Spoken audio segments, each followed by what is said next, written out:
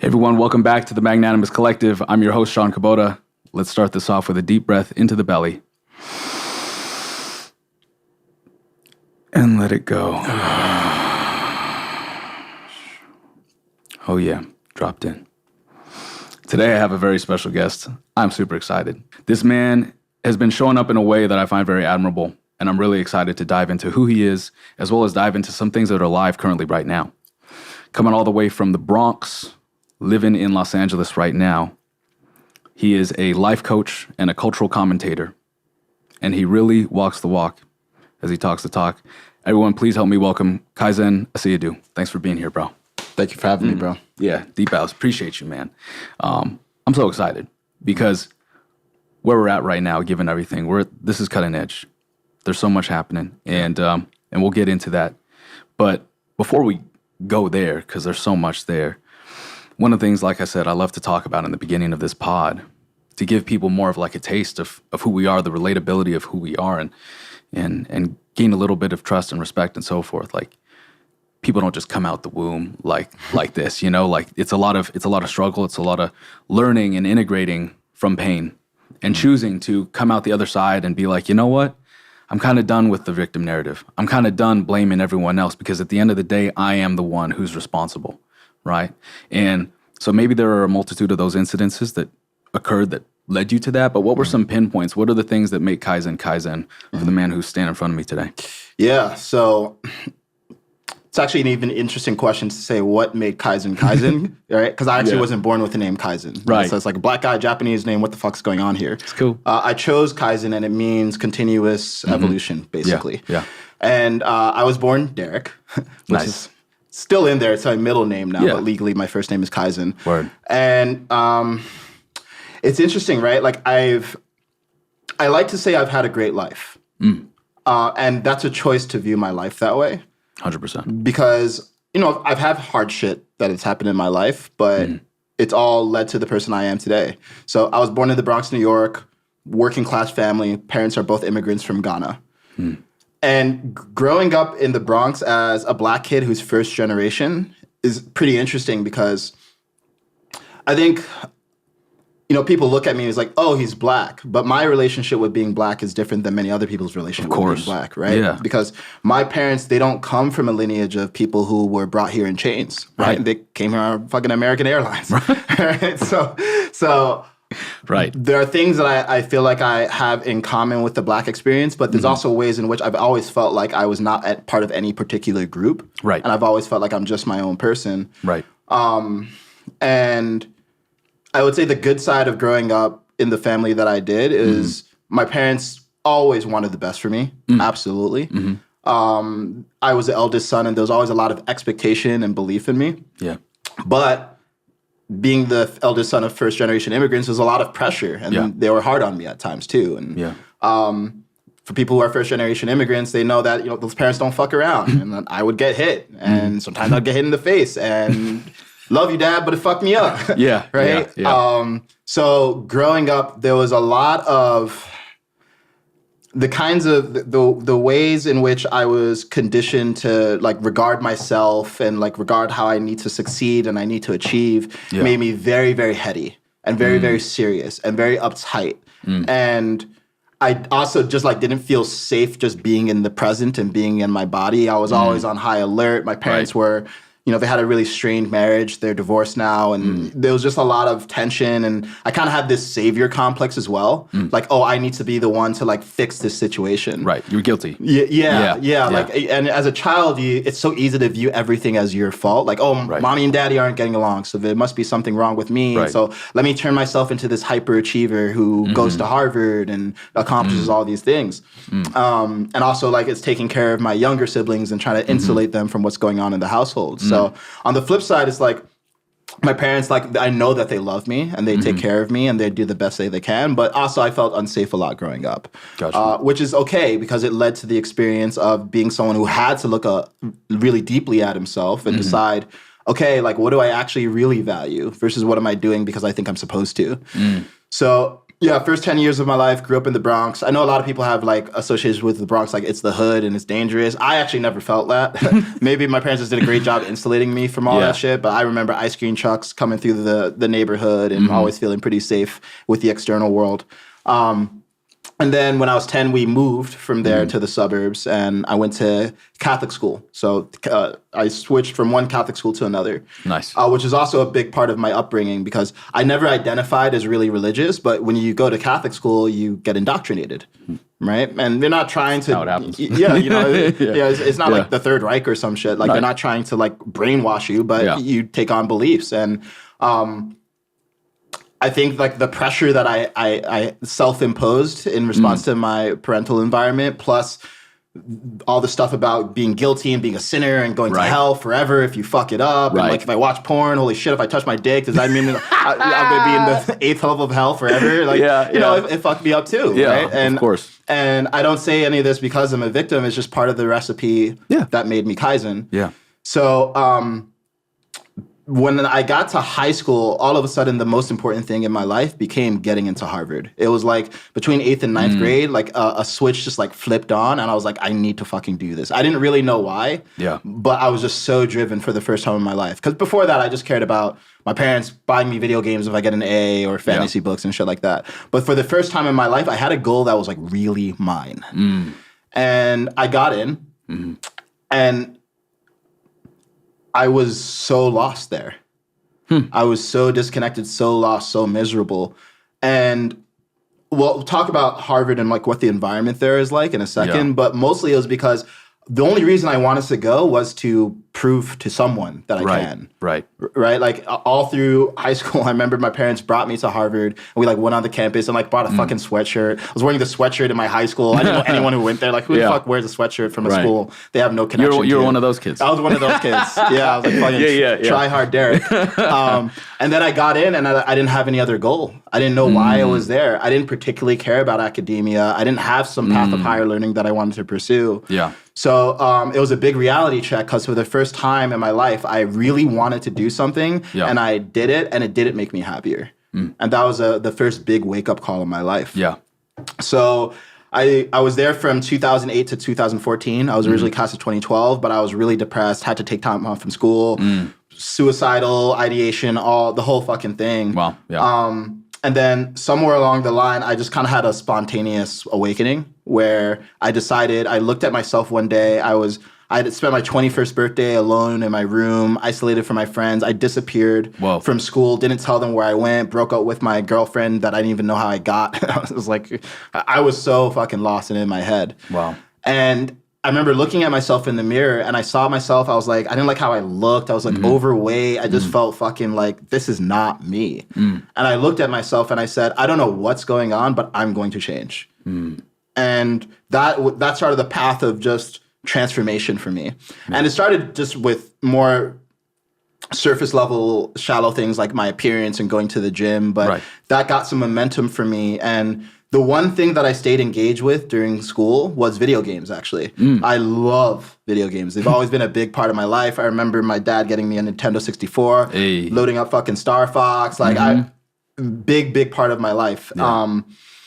And I actually started a video game esports production company in college. And it started off as just a hobby, but it became something more serious and I poured a lot of energy into. And that eventually led to me getting my first job, which was at Riot Games, who makes League of Legends, which was one of my favorite games of all time.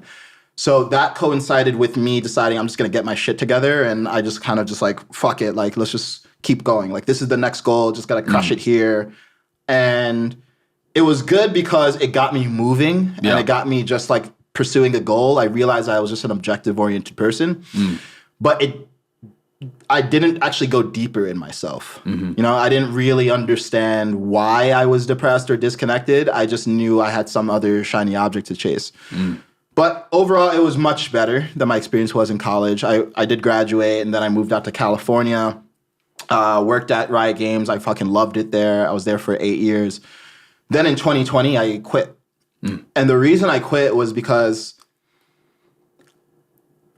the mental reason, it's always funny the reasons we tell ourselves to justify whatever we're feeling. The mental reason was, oh, well, you know what, I want to like go start my own company and see what I'm made of and be an entrepreneur.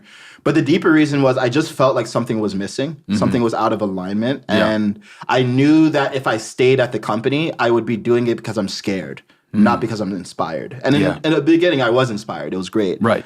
So I quit. I had enough money saved up that I could take some time off and really sit with myself. And I decided to become a professional video game player because I was really good at games. Yeah. Whoa. Okay. Yeah. So I played a game called Team Fight Tactics, or TFT. It's another game made by Riot.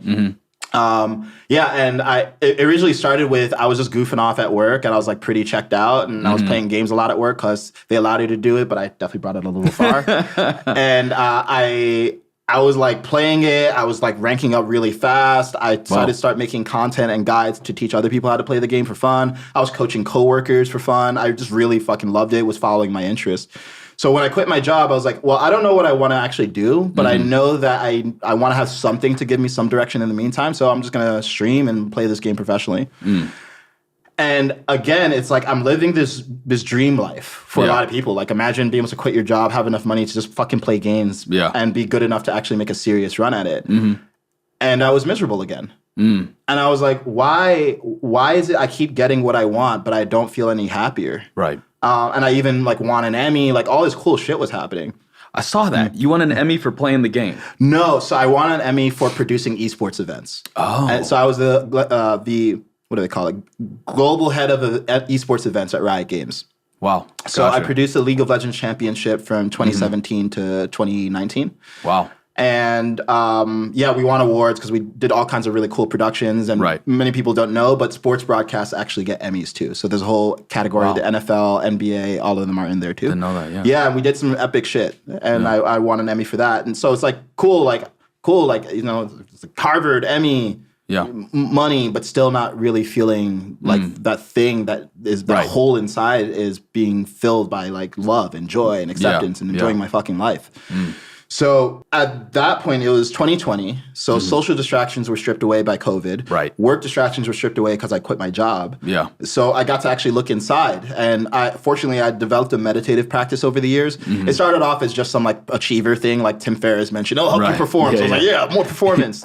And eventually, as I think many people experience when they really get deep into meditation, I really got to observe and see myself and know myself. Yeah. And I realized I was like, yeah, dude, I'm like still going to sleep, kind of hoping not to wake up. I'm still feeling like I'm like constantly anxious about not getting where I want to go, but I don't even know where I want to go. It's just very confusing. So I decided I need like the power tools for this shit. Like something is going on that I really want to address here. Yeah. And I ran in circles that did psychedelics recreationally from like music festivals and stuff like that. So I became aware of ayahuasca through that. And the stories that people told me about ayahuasca suggested that it could be life-changing. And I remember I talked to my therapist at the time and he was like, well, you should maybe get on like SSRIs or something. But something just intuitively was like, I'm not fucking with this. It doesn't really feel like it's actually going to solve the underlying problem. The root, Yeah, so I decided I'm going to go do an ayahuasca trip, and I couldn't go to Peru, so I went to a place in Florida. Over the course of 3 days, I went from feeling depressed to feeling at peace, went to being an atheist to believing in God, not even believing, like knowing God. It was like a moment, bro. And like it was a life-changing experience. I even got a job offer that day, which was just an insane day. Magical day. Yeah. And that was the first opening into a fundamentally different way of looking at reality for me. And it coincided with me, you know, quitting my job and all these things that I don't think people realize. Like when people talk about the matrix. The matrix is being in a web of expectations and conditioning that feed on your fear and cause you to do the safe thing rather than the real thing. So when I worked at a tech job, you know, we're going to talk about some of my new evolved political views, but it's like I couldn't have those views at a tech job. I literally could get fired. Yeah. You can literally get fired for like saying stuff like Trump is not that bad. Like you could literally get fired. You got to go with the herd. Yeah. So once I saw how much I could change and I saw how much I was doing things like pursuing Harvard and these awards and all this shit because I wanted to prove something to someone else. That started to just change my perspective on everything. And Yeah, I realized I just love growth, transformation. I stumbled across the word Kaizen in a Tony Robbins book. I was like, that word, bro. I was like, there's something about that word. Yeah. And it just kind of kept on reverberating in my consciousness. And I was like, I remember meeting people I did many different ayahuasca and plant medicine experiences and stuff. And remember I would meet people who changed their name. I was like, that's fucking weird, bro. And then, of course, I came across Kaizen. I was like, I get it. I'm doing now. it too. Yeah. So yeah, then I got into that, and I got to a point where I had healed myself enough to want to facilitate other people's transformation. So became a life coach and started running men's retreats with our mutual friend Amari. Yeah. And more recently, I felt less called to just focusing on like the inner world and healing, right, and applying that to the outer worlds, because a lot of the stuff that I've seen in myself, like the shame and the guilt and the wanting to fit in because I'm just scared, I realized like, oh, that's what's going on in the world. Big time, bro. Exponentially. And that's why it's so fucking crazy and hyperbolic, because people are scared. Like horrified. Yeah. And they're not in their hearts. They're not in their bodies. They're in their heads. And I know what that used to be. I still feel like that sometimes. But when Trump nearly got assassinated, I was like, bro, I have to say something. Yeah. I have to say something. For one, thank you for sharing.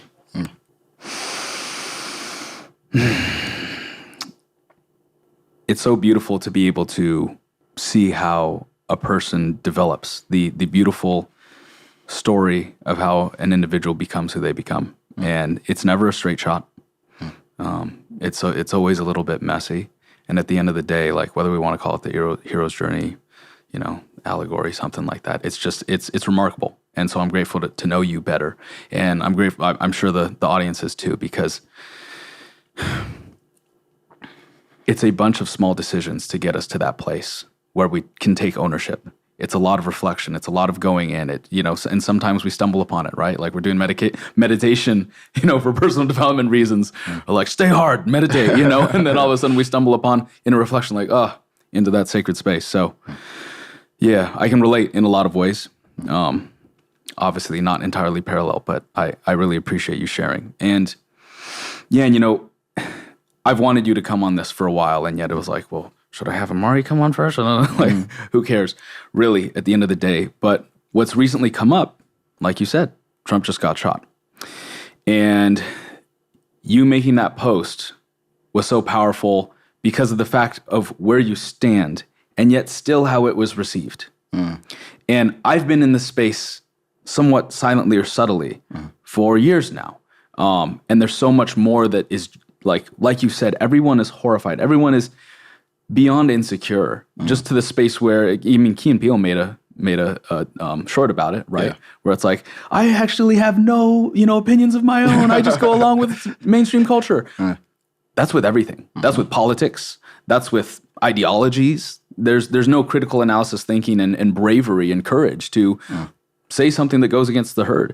And I was talking about this with a friend who has some differing opinions and views, which is totally cool. But I'm like, hey, bro, you realize that one way that we have been able to silence, incriminate, and essentially, destroy people now, rather than going to jail, is through canceling them. Yep. That is literally, you destroy a person's reputation. It's going to be hard for them to make a living. They are now in the spotlight of everyone. It's almost even worse than going to jail, because at least before you could go to jail and not maybe have that known unless you're applying for a job or unless people who know you know. Now it's like, hey, you do something we don't like and you don't fit in the mainstream narrative, you could be no one and I could be no one, like in the realm of fame. Yeah. And we could put you online and potentially ruin your life forever. So what's worse, right? And specifically you coming forward, as these labels like being a black man and all these things, which yes, you're inhabiting this vessel right now, but as we talked about right before we got on this pod, like I don't see you as that. I see you through the light shining through your eyes, the way that you speak through your voice. That's who Kaizen is to me, right? And yet, yes, you are in this vessel. And yeah, with everyone, we're going to have specific types of, subconscious or unconscious ways of evaluating a situation, being like, am I safe? Yeah. That's really what it comes down to. Like, am I safe based on my past experiences and or what I've adopted as narratives in my head from media and so forth? Do I feel safe right now? Yeah. That's really what it comes down to. But at the end of the day, like, we have come so deep into this place of losing ourselves to I am these labels, I am this person, and also based on these thoughts that are planted to me by mainstream media, which is multi-billion-dollar corporations, right? Which obviously have an agenda, which for the most part all say the same thing or follow along with the same bias, are feeding and planting this seed, like we talked about, of victimhood, of the disempowerment. And in my opinion, I call it like the divine castration, right? Because at a core level, as a child of creator, you are the sovereign, the ultimate, the wielding of ultimate power of creation and destruction and everything in between, and the free will and discernment to do with that what you will, with hopefully upheld consequences to keep you in a space of safety and knowing where the limits are. Right now, we're experiencing a loss of boundaries and consequences, right? And so there's madness and chaos there. And then also we're disempowered and eluded into thinking that we're not as powerful as we are, which I find like the whole premise of this podcast is like, I'm all good with people choosing to be the victim. And I feel like that's a necessary part of us coming to the ascension of being the hero in our lives and like saving ourselves from that and owning everything.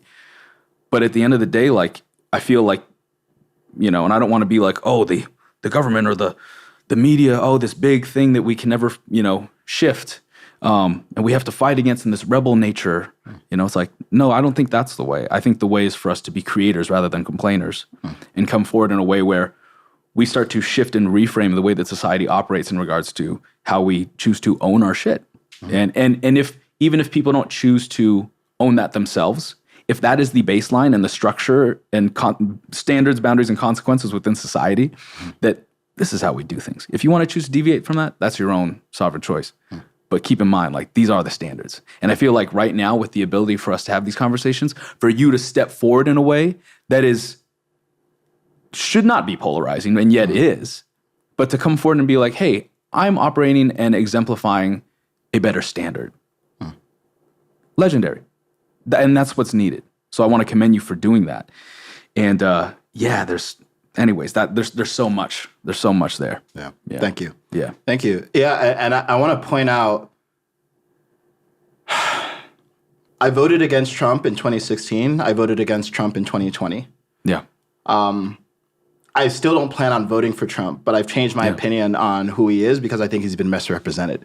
And for me, this started actually in 2020. This shift in perspective, because I remember in 2020 he had been president for 4 years, and I felt like every single week there was a headline about how bad he is. I remember I was a subscriber to the New York Times at the time, and I just had this moment where I was looking at the message in my inbox, another headline that's negative about him. I was like, how is every single headline about him negative? And how's that been happening for years? Like, surely, even if he's the worst president ever, there has to be something good to report.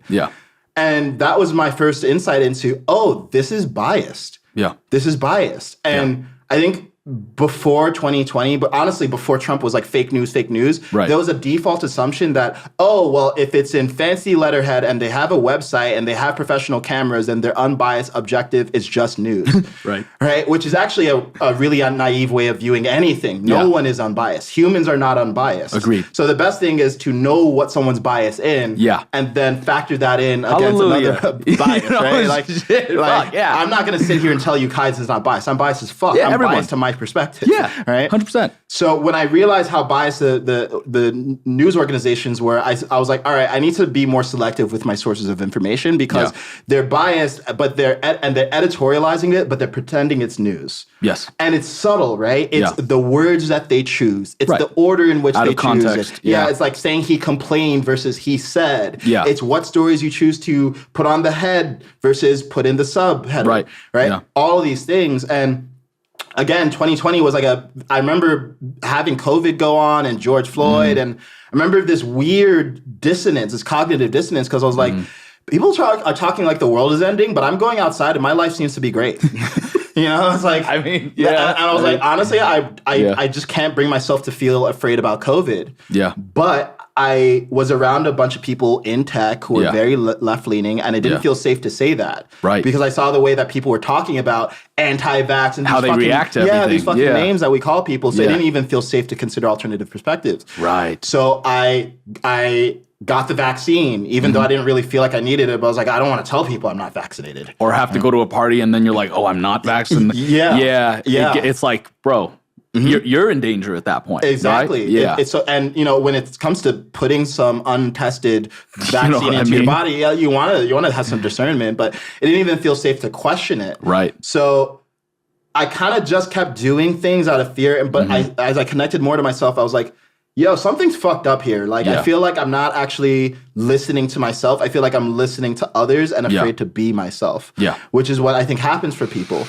Yep. So then 2020 to 2024, Biden was in office and the media headlines weren't as loud and it seemed like we're out of the circus. Yeah. But then I looked at the state of the world and was like, wait a second.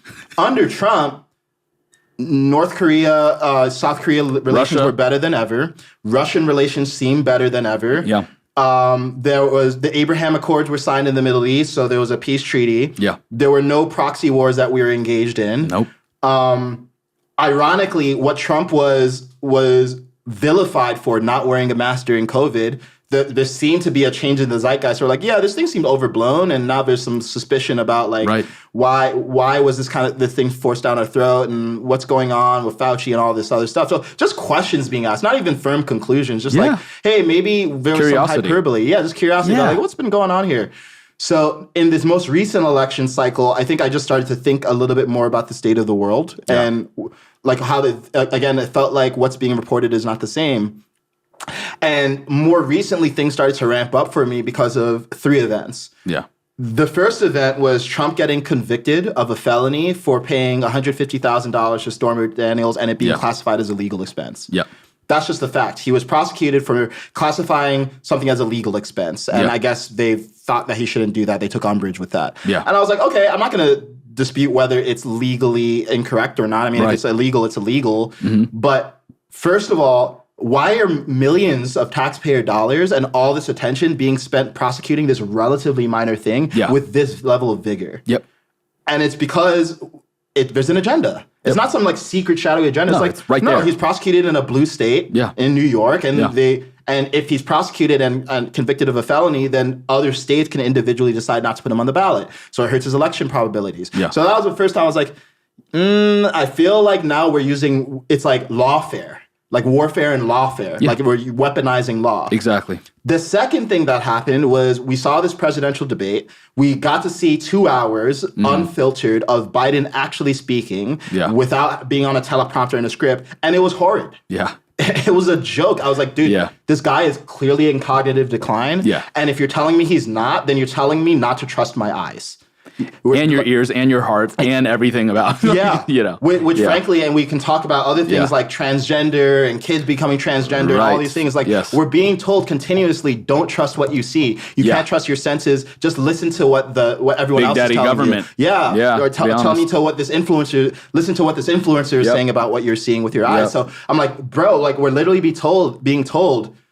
COVID's the end of the world. I'm like, the world doesn't seem to be ending. No. Black people are under threat by cops. Like, I never felt that, honestly. I didn't feel that until people started telling me that. And then I was like, I feel actually pretty safe around cops, and I don't want the police defunded. In fact, if we want the police to change, we should probably fund them more. Right? Dude, fuck. Right? Yeah. So and so now it's like, okay, I feel like we're saying the thing that sounds good, but it and allows you to maintain some sort of moral standing on your high horse, but not the thing that's actually real and true. And effective, right? So even with the recent Secret Service situation, and this was a third thing that led to me having to speak out. Like when there was an attempted assassination on Trump, if you look at the video, you have a female overweight, and I'm sure her heart is in the right place, but she was short. She was overweight, and she did not know how to holster her gun. I don't know if her heart's in the right place because that was all fucked up. I mean, look, I'm gonna assume good faith. I'm not gonna, we're not gonna get into like deep stuff. It could be 100%. Occam's razor, like simplest explanation, and Hanlon's razor.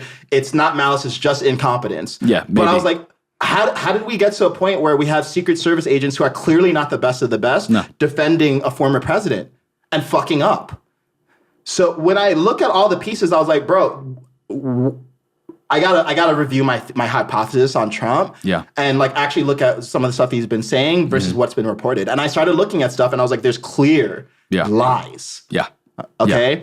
one very clear example. You remember when he was quoted as saying that there were good people among the white supremacists in this I know rally? exactly what you're talking that's about. what I was talking to in the video. Yeah. I watched the conference, not just the clip that the news headlines have to this day, by the way. Yeah. He didn't say that. No. He was literally saying there were good people on both sides. Yeah. The good people were not the white supremacists and these fascists and all these other people. Yeah. And he basically acknowledged, like, I know I'm going to be taken out of context. And he was. And it keeps happening. It keeps happening. It keeps happening. Yeah, even when he, most recently, when, what happened? He fell or something like that. They said that he fell or something like that. Yeah. So CNN allegedly, I mean, I didn't see CNN at the time, but I saw the screenshots that other people were putting up, said that he falls at a rally or Secret Service interrupts at a rally. It was something like that. And this is like, again, it's not technically incorrect, but it's your choice of what facts to include that makes the story. Yeah. No, someone tried to kill him. Yeah. That's the headline. It's the disempowered narrative of that to disempower the people. Yeah. And once again, something I just want to say, because people be getting fucking triggered. Their emotional deregulation or unregulation, whatever the word is so on fire that I'm sure people who are listening to this, or if this is in a reel or something, probably getting triggered, whatever. Let me remind you, you are solely responsible. You are powerful, so powerful, divinely powerful, that you are the only one who can make yourself feel anything, for one. And two, this is not a pro-Trump podcast or a pro-Trump video. If you cannot stand facts, then you're living in a false reality.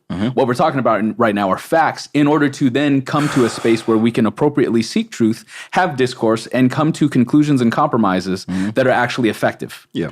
Not just follow in line with what everyone deems to be true and find a polarizing perspective or figurehead to put all of our emotional baggage onto. Yeah. You know? Yeah. Seriously. Like, fuck. Seriously. Yeah. Fuck. Like, that's like, look at this, like, fuck. We're losing it. Yeah. And you know, I mentioned the Secret Service agent. And it's like, bless her heart. I think she was doing her best, but she clearly wasn't prepared for the job. And you look at that, it's like, how does that even happen? Well, after George Floyd, all of a sudden, race and racial identity became the most important thing. And gender identity, all of it. Yeah, and gender identity became the most important thing. Identity politics. Yeah, and politics. And these things, they matter, but they're not the only thing that matter. And I'm sorry, they're not the biggest issues. When we live in a world where there's nuclear proliferation, where there's AI without safety standards, where there's climate change, very existential civilizational threats that we have to pay attention to. So this stuff is a red herring that gets people emotionally activated 1000%. rather than paying attention to what's the most important thing. Yeah. So after a bunch of DEI initiatives, of course you're going to have people put into roles that they're not adequately prepared for. Yeah. Of course these government agencies are underfunded and they can't train their people properly. Because we said defund the police and put diverse people in there instead of the best people. Like, so even if there was no malice and this is not a staged event, incompetence almost created a tragedy. Well, yes. And for one of the things that I say, like, incompetence, right? There's a big difference between incompetence and negligence, right? Negligence is violence, right? Like, negligence on your kids to create boundaries is violence in the sense that they don't have the appropriate boundaries and awareness of their reality in order to make good decisions that keep them safe as well as keep everyone else safe. Because then you create a freaking sociopath, right? Them quoting incompetence, what is our threshold? What is the boundary of standard for us to have incompetence, right? Because if there is a very low standard and the threshold is like, oh, well, the guy died because blah, blah, blah, incompetence or whatever. That's not incompetence. That's violence. That's negligence, right? So, and if it's intentional negligence, then actually that is malice. See what I mean? So, like, people are trying to say, oh, is this malice or is this incompetence? Like, us having negligence, us allowing for our government to stand in the way of us and our child, right? And be able to have them have hormones without our consent or not even tell us if they're choosing to be trans. All these, like, what? Your government's having a secret relationship with your child? Hold on. That's a sacred bond. What's going on here? Yeah. We are being disempowered left and right and being forced and coerced based with this narrative and agenda to be disempowered. And that's the cool thing. Take away your rights. Enforce speech. Cancel speech, right? Like, take away the rights of your child because we know better. Like, oh yeah, people of color, people of different sexual identities, whatever. Yeah, be loud, be destructive. to show your rage and be emotionally just unstable because that's empowerment. No. Fuck no. You know what I mean? It gives me like chills and shivers because our ancestors sacrificed way fucking more than we are right now. Like, we are in such a beautiful time. We're in such a beautiful, amazing, powerful, near unlimited time. Like, truly, we are in the space right now where if we choose to show up, we will have the ability to bring AI into the place where we are living a beautiful, expressive, more artistic life. And if we don't, like, Matrix plug-in, like, what happens when people are obsolete and we're living in a culture that just does not appreciate humanity? Like, oh, you mean the one we are in? Right. Because a culture that doesn't appreciate humanity celebrates a man almost losing his life. You know? Right? That's how disconnected we've become. Yeah. It's like, regardless of your views on Trump, that is a human being who, as far as I know, hasn't tried to kill anyone, hasn't started concentration camps. People say he's an existential threat to the democracy. Well, he is either really shitty at ending democracy because he had presidency for 4 years. I know. Or he's not an existential threat because existential means democracy will cease to exist after he's in power. That's hyperbole. You can say that you don't like his politics. 100%. You can say that you don't like his policies. You can hate him as a person, his character. I don't like that he wants to deport people out of this country and break up families. I do want a border. I don't want deportation. But to celebrate him almost losing his life shows we are disconnected from our humanity. Because agreed. Even if it were Hitler, we would want the most loving solution. Even if we had to stop him with force. If we could just give Hitler a pill and he would actually be a changed man, we wouldn't have to kill him. But we didn't have that, so we killed him. And that's what you need to do sometimes. So I say that to draw the point. It's like, if we're comparing people to Hitler, then we become so disconnected from them that we'll justify anything happening to them. We'll celebrate it. We'll encourage it. And that's how we get into a hyperpolarized space. And guess what? If Trump had gotten killed, Civil War. Do you think things would have gotten more peaceful? No, fuck no. 100%. Well, I mean, we're basically Salem witch trials. You know, like groupthink, getting up in arms. Yeah, we all agree on this, right? This is the bad thing. This will allow for us to feel safe. No. You make yourself feel safe. 2, you rising up and being a creator, not a complainer, makes things more safe, right? 100%. And you're talking about deportation, right? We had, in our lifetime, like, I think I'm a little bit older than you, but like, you know, my first like real president was like George Bush. And like, that was shitty. That made me like hate Republicans, right? I was like, oh wait, they created a fake war off of this building demolition? Whoa, what? And then we had Obama. And everyone loved Obama because he was black and he was like, Abraham Lincoln. He was cool. He was cool, right? Sauce. He created the cages for illegal immigrants and children. Deported more illegal immigrants and broke up more families like by an exponential number than Trump did. No one knows about this. No one knows about him like increasing wars in Afghanistan and so forth. Like, no one knows about any of this stuff. It's because at the end of the day, it's become about the figurehead and not about the policies and not about the actual laws being passed, which is like the biggest charade. Like, if my whole thing is, for one, I want to get us to a place where we understand sovereignty, where we understand you are creating your reality based on how you perceive and respond to it in every moment. And a big part of that is also your emotional regulation, which is why we need to have tools like understanding projections, learning how to own our story, learning how to have charge clearings, have that in our education, have that in our media, have that throughout everything so that our younger generations are more adept in not being in this new slave culture, which is being created, right? From there, we can have this lens of how we are met. Because like, for instance, right, like I don't agree with everything on either side, right? Like, for one, women are going to have abortions regardless of what it's illegal or not. So why are you going to potentially endanger women?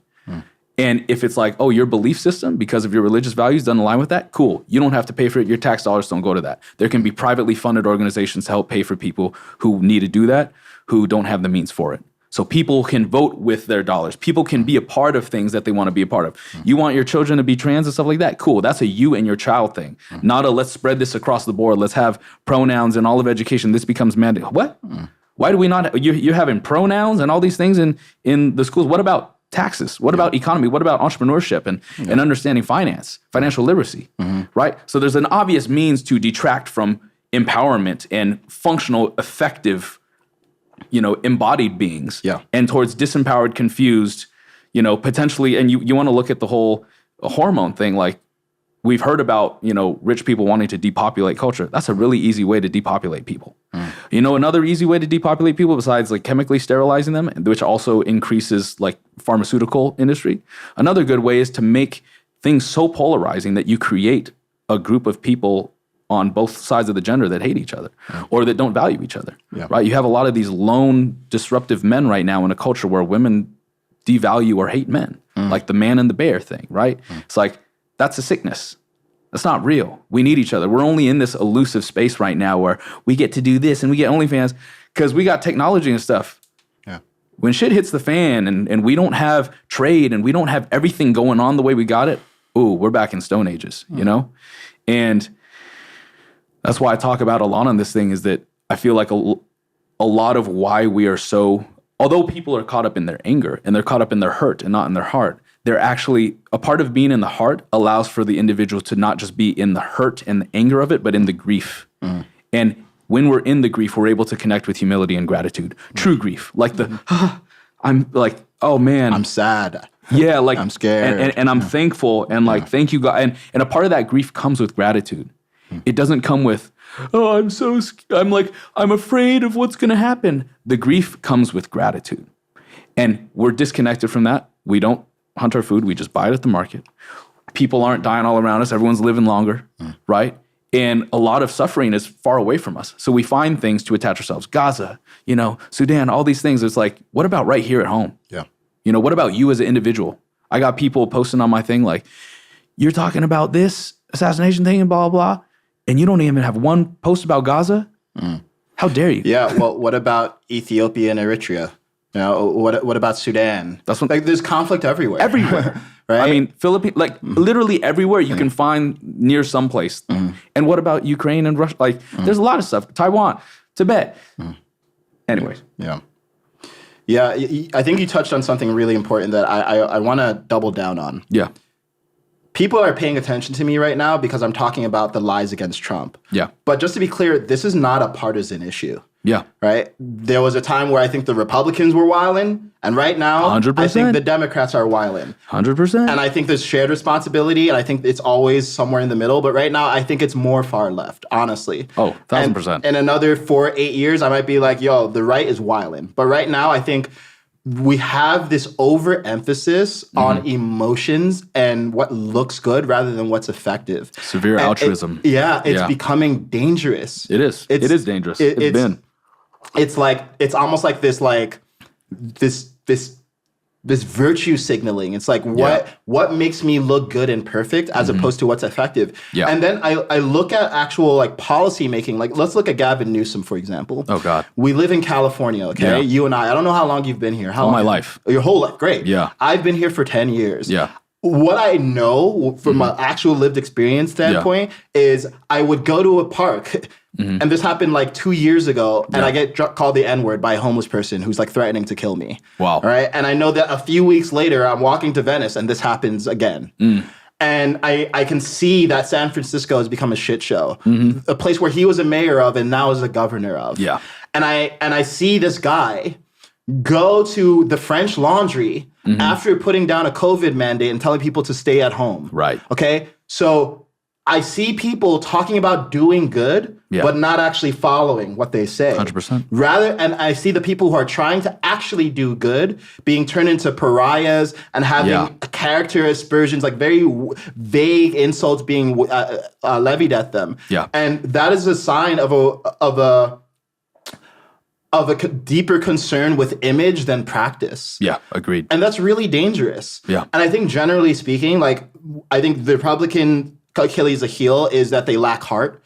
And I think Democrats, it's like they lack mind a lot of the time. That's what historically is my overall observation. I think Republicans can use more compassion. And I think the Democrats can use a little bit more logic, generally speaking. Yeah. And right now, I think we've skewed more toward disorder and everything's permissible. Everything's a story. Everything's a narrative. What they're teaching in school should be about critical race theory. That's the most important thing. Oh my God, bro. If a child has gender dysphoria, which is a disorder, we should not tell the parents so that they can ask questions, maybe intervene, maybe help their loved one figure out what gender they are. Right. And then if they turn 18 and they still want to change their gender, feel free. Then you're an adult, right? So, but that doesn't sound good. Right. Right? That doesn't sound good, but that's like kind of the role of the masculine, of the father archetype. It's like, Right. I know you don't like me, but I'm going to do what's good. Which is kind of Trump. Yeah. It's opening a masculine wounding. Yeah.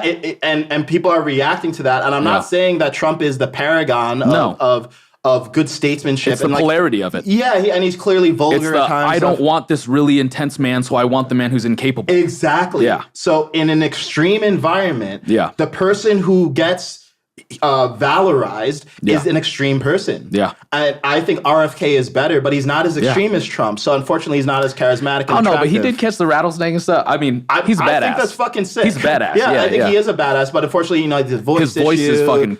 Yeah, crippling, bro. Yeah, and if he had more voice, more sauce, he could win. But but people are more concerned with appearances. Yeah. So when we talk about how do we get out of this situation? Yeah, it starts with self-empowerment. 100%. It starts with people understanding, hey, look, if you're trying to change the world, but you're not happy, and you realize that you're doing things because you're scared of what doing the opposite would attract in terms of attention from your friends and your family, then there's something to look at because you're not living freely. Cowardice. And you can't see freely. Yeah. And that's okay, but in order to actually influence the world, you first need to influence yourself. Agreed. And I think that's very hard for people to do in a world where everything becomes about the color of your skin and the shape of your genitals and what you post on social media, as opposed to what is the actual impact that you're having in the world. So, I think it's okay for everyone to just admit that they're scared, right? And let's just start there. Let's start there. Yeah, and be curious. Yeah, just be curious. Yeah. It's we're all scared, and when people are scared, then they become extreme and they do extreme things. Yeah. But if we can start with we're scared, then that invites enough actual connection to really get things done. Yes. And then we can start viewing each other as reasonable people rather than in the middle of Germany during the rise of the Third Reich, because that's just not where we are as America. It's not.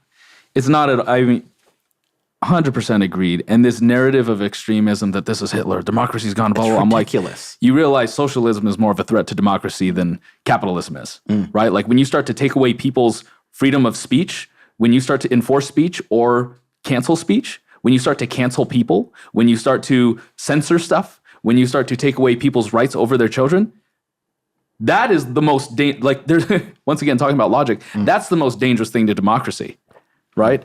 Not when you start to create government to be way bigger than it needs to be, that's when you lose democracy, not the opposite. And yes, I mean, some people would say that, so you're into this thing of sovereignty or whatever, like self-reliability, so you're libertarian. No, not even that, right? And then one of the things I talk about is that there's not really a space for us, right? A lot of the conscious, people from the New Age space or meditation, or yoga, or whatever, a lot of them have gone to the right, but would technically 20 years ago be considered Democrats.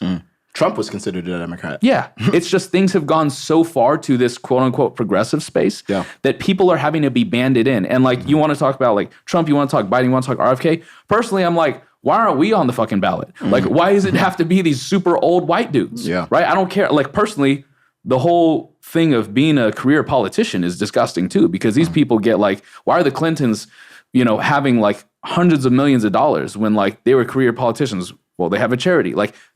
Seedy business work, right? And okay, fine, outside of all that. But point being, why is it that these are the choices? Why are these our only choices? Yeah. Ooh. Yeah. Ooh, sorry, I have something on that, if you wouldn't mind an introduction. Please. Yeah, so you asked an important question, which is, why are we having to choose between Team Blue and Team Red? Yeah.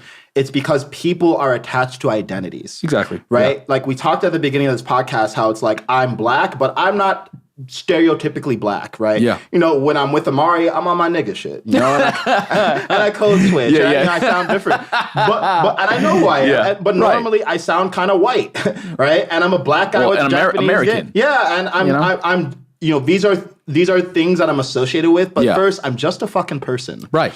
And this idea that I have to support anything because of the color of my skin or because I'm Team Republican or Team Democrat, that's the whole problem. Because when we look at ourselves from a standpoint of identity, then in order to hold on to that identity, we have to agree with the side. It's very hard to change your mind if you're like, I'm a Democrat, or I'm pro-Biden, or I'm a Republican, or I'm pro-Trump, right? So it's like we need to just let go of the idea of identity entirely and be like, I am in a black body and I am black, but that's not the only or even the most important thing about me.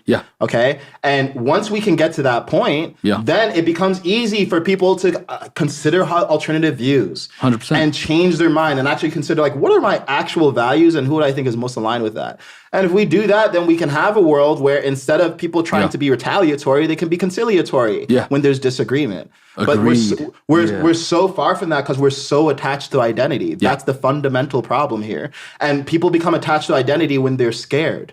Right? And when you don't take the time to actually know yourself, then whatever label someone else has told you that you're black or you're Republican or you're from Kansas, so that's what people from Kansas do, you're going to attach to that. You're not going to think for yourself. Right. 1000%, bro. God. Amen. The thing that I liken it to is like sports teams. Like growing up, I did martial arts my whole life. I'm a judo guy, jiu-jitsu, all this stuff. Like in sports, it was like, I loved Kobe. I loved the Lakers. And then, when Shaq moved, I was heartbroken. And it's like, oh, what? Nah, you're going to rep Orlando with a Shaq jersey? Nah, Lakers. That's our city. It's like, hold on. So wait, do we like the players or do we like the team? Am I just going to blindly rep the team? Like if LeBron James, people from, who love the Cavaliers, who are from there, like he goes to Miami, do they now like say, fuck LeBron James? What?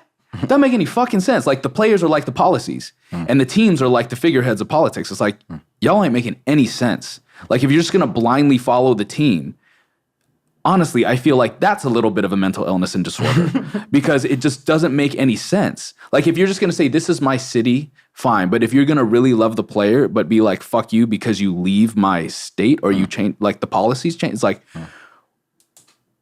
what about actually liking the players? What about actually being about the policies? And when we talk about policy, like I'm not like, like I want all these different policies to be like there's a lot in the weeds there. But for me, it's very simple. And, tell me your thoughts on this. But like I was talking about the abortion thing, there's a line where we are met in the space of sovereignty. So for instance, like I said, like these people don't have to pay for it, right? If you're a Jew or a Christian and that's like not within your guidelines of your religious structure, then you're not supporting it. But that doesn't mean you can have the ability to control what another individual does with their body. That is freedom, right? So we are met there, that these people pay for it themselves, which should be the case because it's their responsibility of like, hey, do you have sex or not, right? There are repercussions, there are boundaries and consequences for things. And then if they can't afford it, there are private organizations that can help fund that, but that doesn't become a governmental thing. And then one of the things that people say is like, oh, well, the government spends money on all these other things that aren't good. I'm like, never said that they didn't. Yeah.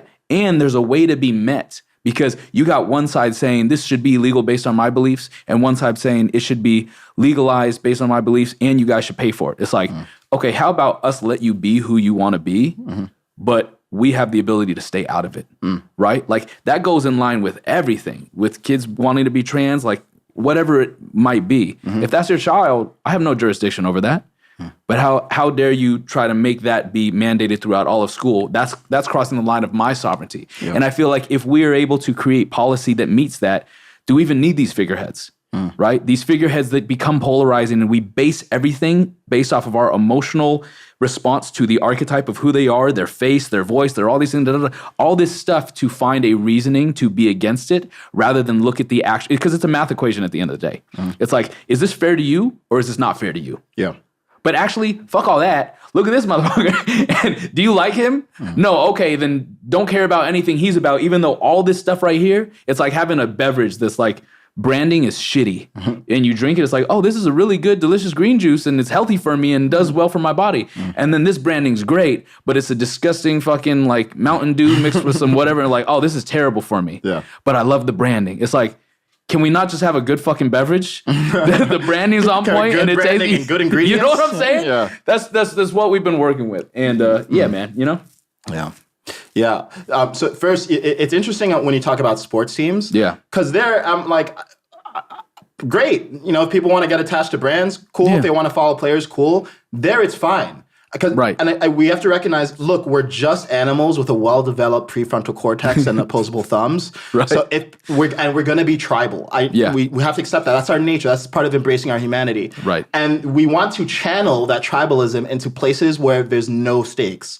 So if people want to get excited about the Lakers just because they're from LA, cool. That's a good point. Right? Yeah. And same thing with all of these like little games or just simulations. Like if you want people to beat the shit out of each other in UFC because it's fun, great. Right. But don't bring that tribalism into making civilizational decisions about politics. Okay? Take the tribalism out of politics because that shit matters, whereas sports don't. Yeah. They're just a fun thing. So that's the problem. It's like we're not meeting ourselves where we're at, which is we are human, and we lack the awareness to actually understand where we're being influenced. Yeah. And that's the real problem. And then people get to a point where they've been listening to the New York Times for 4 years. It should be obvious to everyone, by the way, that the New York Times is the epitome of biased commentary and news. I mean, pretty much all of them are, Yeah. So it's like, hey, well, if I was listening to the New York Times from 2016 to 2020, and now I realize that the New York Times is constantly trying to push an agenda, and I made my opinions about Trump based on what they were saying from 2016 to 2020, shouldn't I look at what they were saying in the past and maybe update my view a little? Oh, no, but people might not like me. People might make fun of me. They might outcast me. And this is another thing. It's like we fucking demonize people for changing their minds, which is the most insane and dangerous thing ever. What do we call a politician who says one thing and then a few years later says something else? We call him a flip-flopper. Yeah. And I understand that there's such a thing as being out of integrity and merely saying whatever you think is going to get you. Just for a campaign run and shit. Yeah, there's such a thing. Yeah. But sometimes people just mature and grow and make different decisions, and that's okay. Yeah. So we need to allow our fellow men and women to be able to do that too. Agreed. So that's the first thing. And then the second thing is on abortion. It's actually funny that you bring it up because I've been thinking about this a lot lately. And look, my vision for this world is a world where we have different polities and countries that do their own thing. Right. Like if China wants to have a very top-down, authoritarian, non-free speech culture, great. But we should have a world where we all agree that people can freely move between countries, provided that they go through a legal process to enter and leave that country. Yeah. So if there's a Chinese kid who grows up and is like, yo, I don't fuck with this society, I want free speech, they can move to America and then they can come join the circus, right, that we have over here. Because, free speech has its downsides, right? You got to deal with a lot of wild shit. You got to have a lot of critical thinking. It can create a lot of instability. Yeah. But I like it. So that's why I'm going to stay in America. Yeah. Right? So when it comes to abortion, I think it's perfectly fine that some states are like, no abortion here. Our belief is that a child's life starts when they are in the womb. That's totally fine. And let's also make sure it's possible for people to leave to other states where they decide, hey, if a woman decides she wants to terminate before the child comes to term, they can do that. And that's okay to me. Yeah. This doesn't have to be a binary thing at all. Right. So... And because it gets really complicated with these like more fundamental existential questions, like when is something life? Like to have sweeping it's murder. rules. If you want to ask me, it's murder. At any state, but murder happens every day with our animals. Like once again, we're disconnected to grief, right? We're disconnected to this circle of life and death. It is murder. That doesn't mean that the woman is not going to try to do it on their own. Are they going to take the time? Do they have the time to go across the state? Maybe not. Like, there's certain things that I feel like when it comes to your own body, like, so if the girl doesn't have the opportunity to go there, she's going to use like a fucking like metal, what's it called? Like they did in the 70s. Oh, like, Jesus Christ. You know what I'm saying? Like a hanger, yeah. Yeah. Like, do I want her to do it? No. At the same time, like, for the sake of women, I want her to be safe, right? But it's a difference between like a Planned Parenthood, which, by the way, kills more black people every year than anything else, right? Which you want to talk about something that potentially fucks with the black population, the black people, and puts them in this space. Like, you have availability for unlimited abortions. Like, what does that do? You know what I'm saying? Yeah, and there's the laws, and then there's the kind of culture that you're trying to create with the laws. 100%. Right? And in a culture where they say no abortion, well, they probably don't want people having casual sex.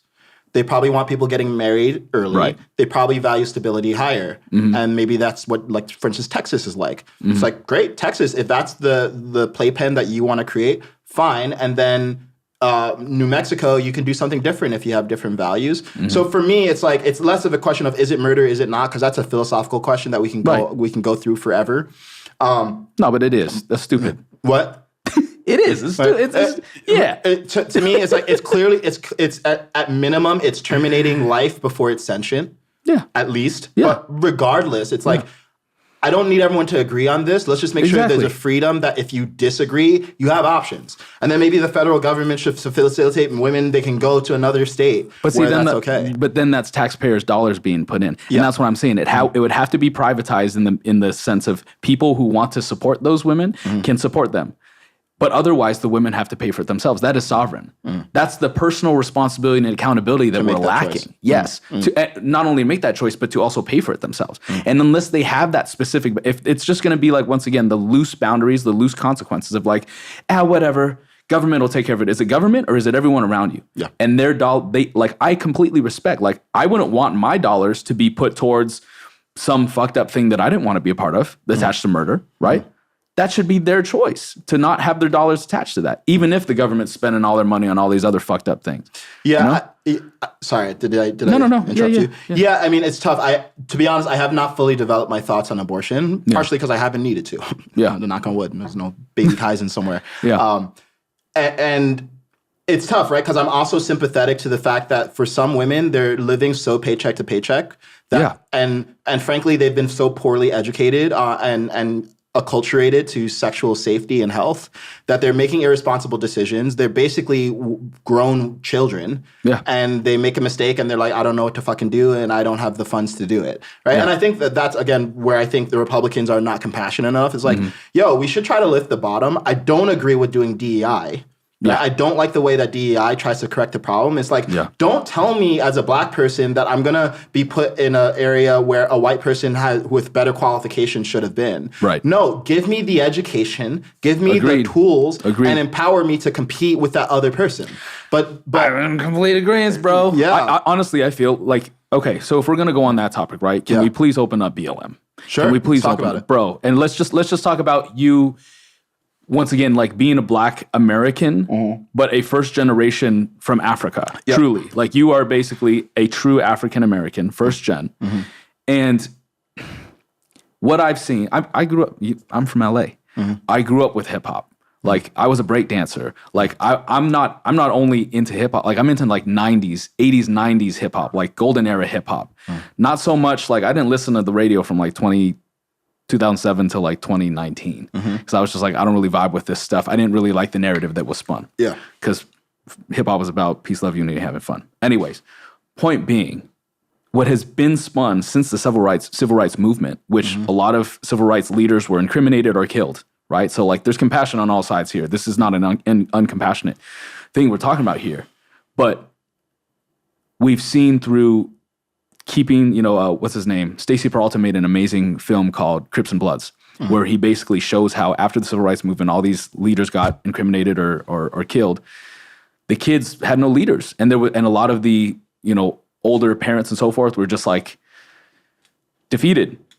And the kids were still trying to be American, like trying to be white, like trying to fit in. Like that's how it was back then. Yeah. Well-spoken, well-educated, trying to climb up those ranks, and they were defeated. And the kids couldn't get into like YMCA to do whatever it was, like basketball or be in Cub Scouts and all this stuff because it was a racist time.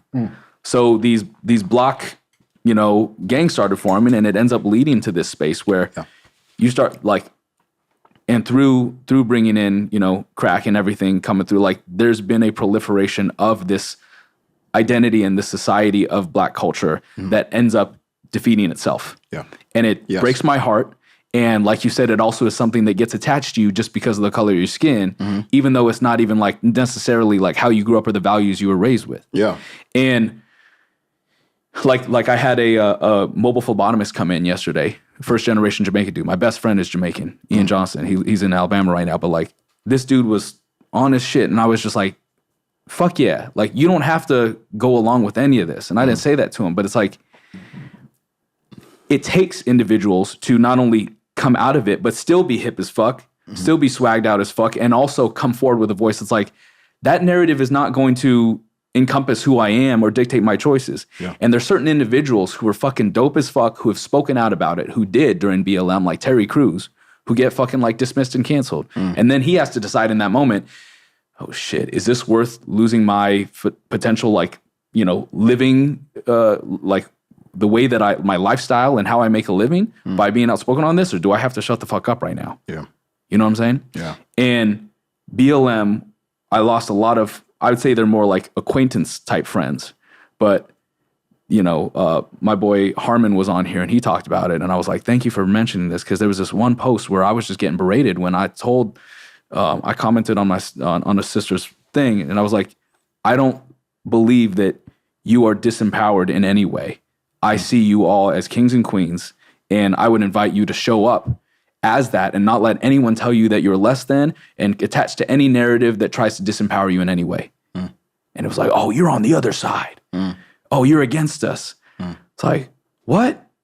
And it broke my heart, because there's this, you can see it in all different types of culture too, but I feel like they have pinpointed, Black Americans or whatever we want to label them as, specifically because it's very easy to control when they are disempowered. And you guys are so powerful, right? Like you have that first generation, like people from Africa, from Ghana, from Nigeria, great business people. Like they come in and they fucking run America, right? But it's real easy to keep people down if you control that narrative and disempower them. And it's wild how when you try to speak out against that, it's like, you're the problem. It's like, I see this as a perpetual enslavement of the psyche. So, let me take a drink first.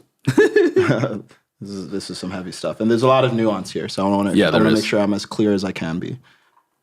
It's a very cancelable topic, specifically for me.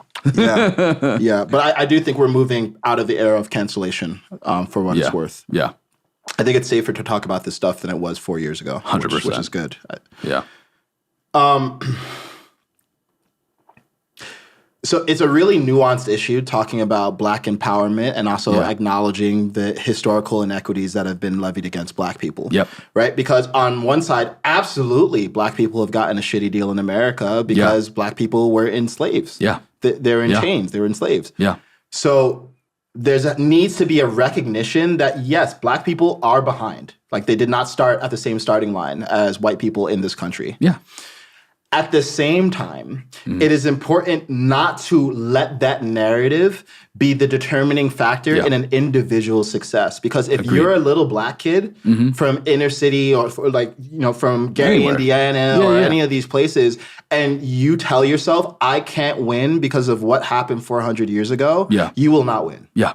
And you may be right, but congratulations on being right and not fulfilling your dreams. Right. So do you want to be happy or do you want to be right? Yeah. So when I look at what is the public responsibility to Black people, it's the same as a public responsibility to anyone, which is to provide as equal a playing ground in terms of education and starting conditions to everyone, irrespective of what the reasons are for them being behind. Yeah. So this should apply to anyone. It's because it's not just a race thing, it's a socioeconomic thing, 100%. Right? So I think we should try to get public schools to actually be really fucking good instead of focusing on shit like signing bills to allow children to hide the fact that they have gender dysphoria. Yeah. Like, let's put money toward teaching kids the essential skills that they need to actually succeed in life. Yeah. Teach them entrepreneurial skills. Yep. Teach them how to think for themselves. Yep. Teach them how to pitch something, to communicate, to relate to others, to master their own emotions. Yeah. Like, let's focus on that, not DEI. Agreed. Because you know what DEI actually does? It makes actually institutions that should be exclusive and elitist ineffective.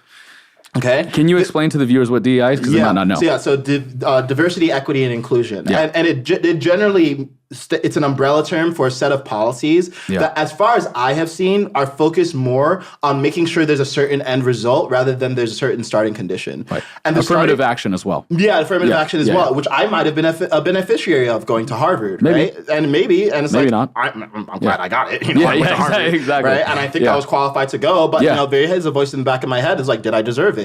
Which is not fun to live with if you are a Black person who succeeded, by the way, right?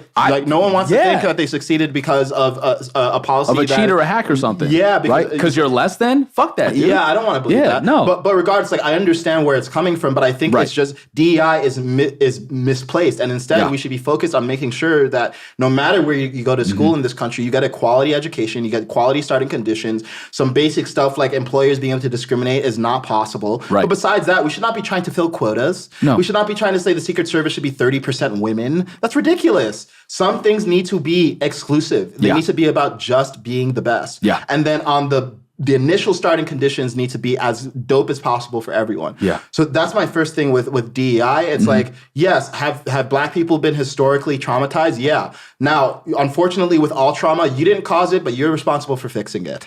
Any trauma that I got is like, I didn't cause it, but I'm responsible for fixing it. And the good news is if I fix it, then I get to be the one in my family who changed everything for my lineage. And I think that's an awesome responsibility that every Black person can own, while also owning that, shit's fucked up that happened. And let's let go of it because this shit is just burning my hand while I hold it waiting to throw it at someone else. Right? So that's the first thing with all this DEI stuff. The second thing with the DEI stuff is I don't actually think it's fixing problems. No. I don't think it's actually fixing a problem to put a Black person in an environment where everyone's questioning whether they got there because they're good or because they're Black, right? That's not a good situation to be racist. in. Yeah, it just doesn't feel good. No, it doesn't feel good. So let's instead focus on, again, the education being really, really top notch, and that's not what happens. And in fact, I think the biggest lever that can move the world for America, or the biggest lever that can change the trajectory of America is education. Agreed. Education needs to be the thing that we focus on, and I wish I heard more candidates talking about that. Yeah. Well, one thing, just to interject too, I'd say that education with also the societal standard of like what is important, the values in society, because you can have great education, but if it's not cool to be educated, you know, that's its own problem there. Yeah, that's its own, and that's a cultural problem. Exactly. Right? Yeah. So another thing, when we talk about BLM and George Floyd, here's what I think it feels like is happening. It's like we have Black people who recognize the historical atrocities, but are then don't feel empowered enough to actually overcome them. Right. So any incident that it reveals that there's still existing racism, which of course there is, and by the way, I think there's always going to be racism. I think humans are tribalistic. There's always going to, like you said, bias. There's always going to be bias. Right? So I'm not waiting around to succeed. I'm trying to get mine now. So they look at any incident and it's like, oh, well, this is clearly a sign that we've made no progress and things are at their worst and all the cops are crooked and we should defund the police. And then we overreact and then everything becomes about DEI. And then we put people in positions that they're not qualified for in the Secret Service and then someone almost dies. And then everyone looks at this DI shit and they're like, this fucking sucks. And then they overcorrect the other direction. And they're like, I don't want to hear about DI anything ever. When it's like, no, we do need infrastructure to help people of all levels, of all shapes and colors who are at the bottom of the ladder of society. Yeah. We do need that. But when we have a hyper reaction in one area, guess what? There will be an equal and opposite reaction in the other. And we just keep swinging the fucking pendulum, man. And you know how they very carefully crafted and why I was like, oh, this BLM thing is entirely, for a couple reasons, why it was entirely fabricated. Number one, all of the BLM donations, if you went to the website, it went to Act Blue, which was Biden's campaign. None of that money, hundreds of millions, if not billions of dollars, didn't go to inner cities to create better education, to create after school program. None of it went there. It all went so that he could fly around in jets and mumble shit, right? Two, they chose specifically. So there have been many Black men and women who have been unjustifiably killed by policemen, right? For one, if we're looking statistically, more white people get killed by police than Black people because there's just more white people.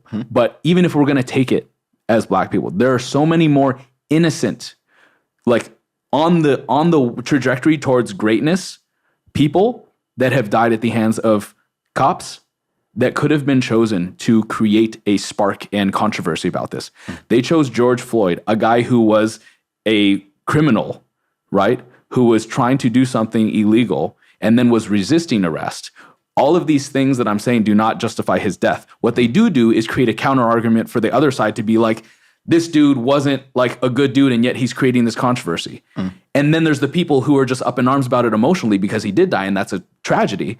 And yet if they're also not looking at the facts. So now you create this like tension between both sides, which are like, hey, these facts don't add up as to like this guy was doing something and they're like, oh, but you're just a racist. You see what I'm saying? Yeah. If it was so clear that there was like, let's say a young boy who was potentially going to go to college and he was killed because he was just riding his bike or something, that would have been an overall tragedy and there wouldn't have been as much of a controversy and a polarization between the nation. Yeah. So it was very, very specifically crafted to create this whole thing. And it was so easy for me to see, and then to see that the disempowerment was happening, that whole narrative as well, and the rioting, the whole everything going on. It was just like you're very carefully crafting an event that creates not only creates a disempowerment, but a huge amount of sway for what emotional empowerment and emotional regulation looks like, which this is not it. You know?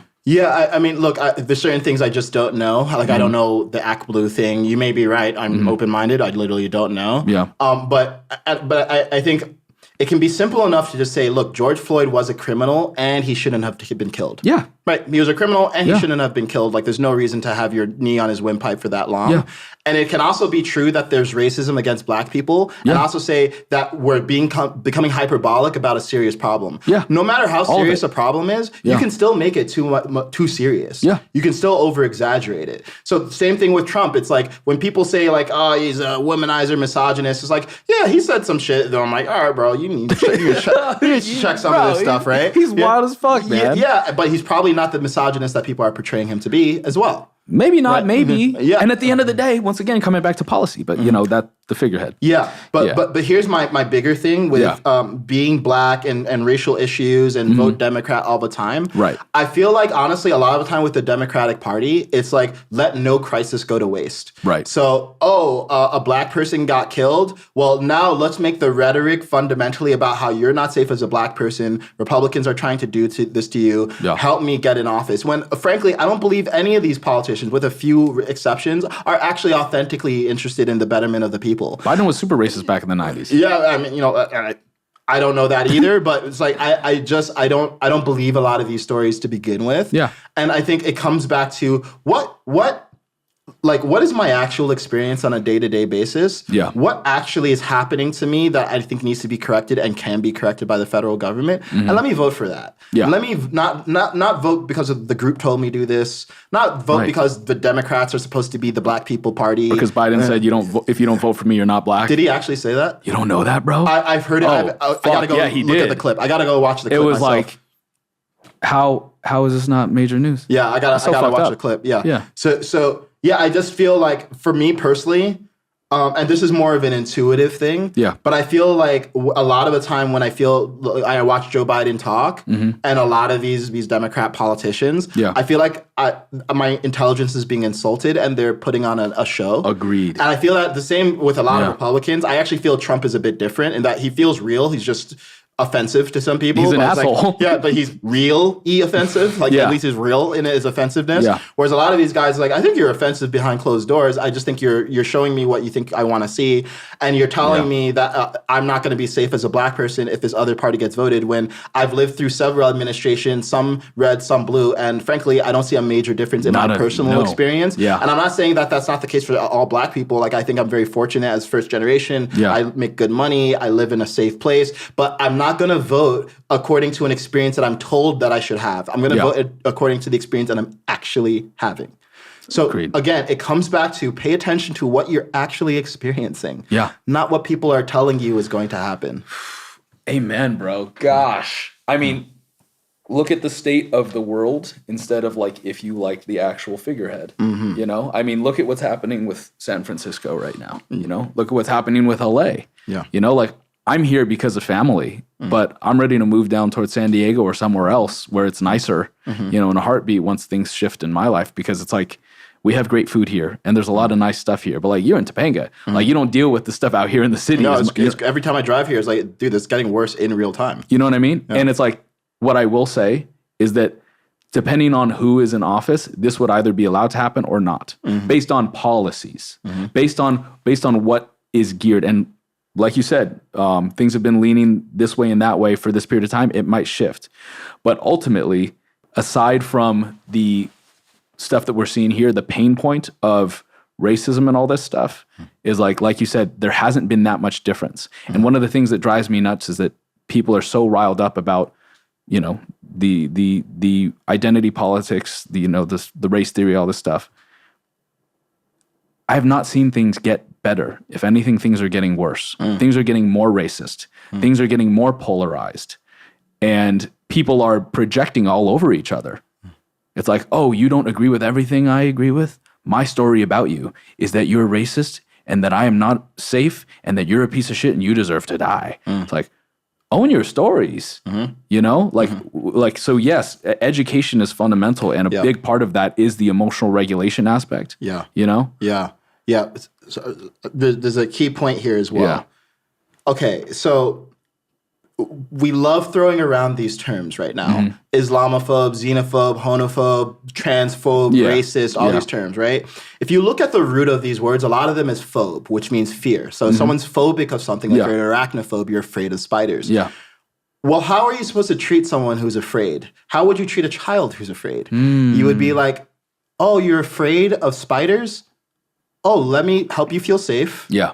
And maybe we can work through this so that you're not afraid of spiders. Yeah. If someone actually is a racist or some sort of phobe, wouldn't the correct response to be compassion and help them feel safe? And then when they feel safe and they feel exposed to that, maybe they genuinely are racist and they're afraid of black people. They think, you know, Tyrone's going to fuck their wife or something, you know, like maybe they actually are. It's like, but I've never found that calling someone a name resolves a problem. Yeah. You know, it's like, I find that it's like, hey, once you actually, you know, get to meet me, like, you know, this guy's dope. So maybe black people are pretty great. So even this idea, all this name calling, it's still from a place of disconnection rather than recognizing like, hey, you know what? People do have biases. People do have subconscious biases. I'm not going to pretend that we live in a world that's free of racism or homophobia or transphobia or any of these things. Let's recognize that, but meet it differently rather than like polarizing someone in the opposite direction. Because guess what? It's like, yo, if you're going to call me a name, then the immediate primal response is, fuck you. I'm going to go be that thing even harder. I'm going to fuck you back. That's what happens. So that's not love. No. That's not love. Love brings connection and understanding and safety. It doesn't call names and dissociate people. Yeah. Oh, man.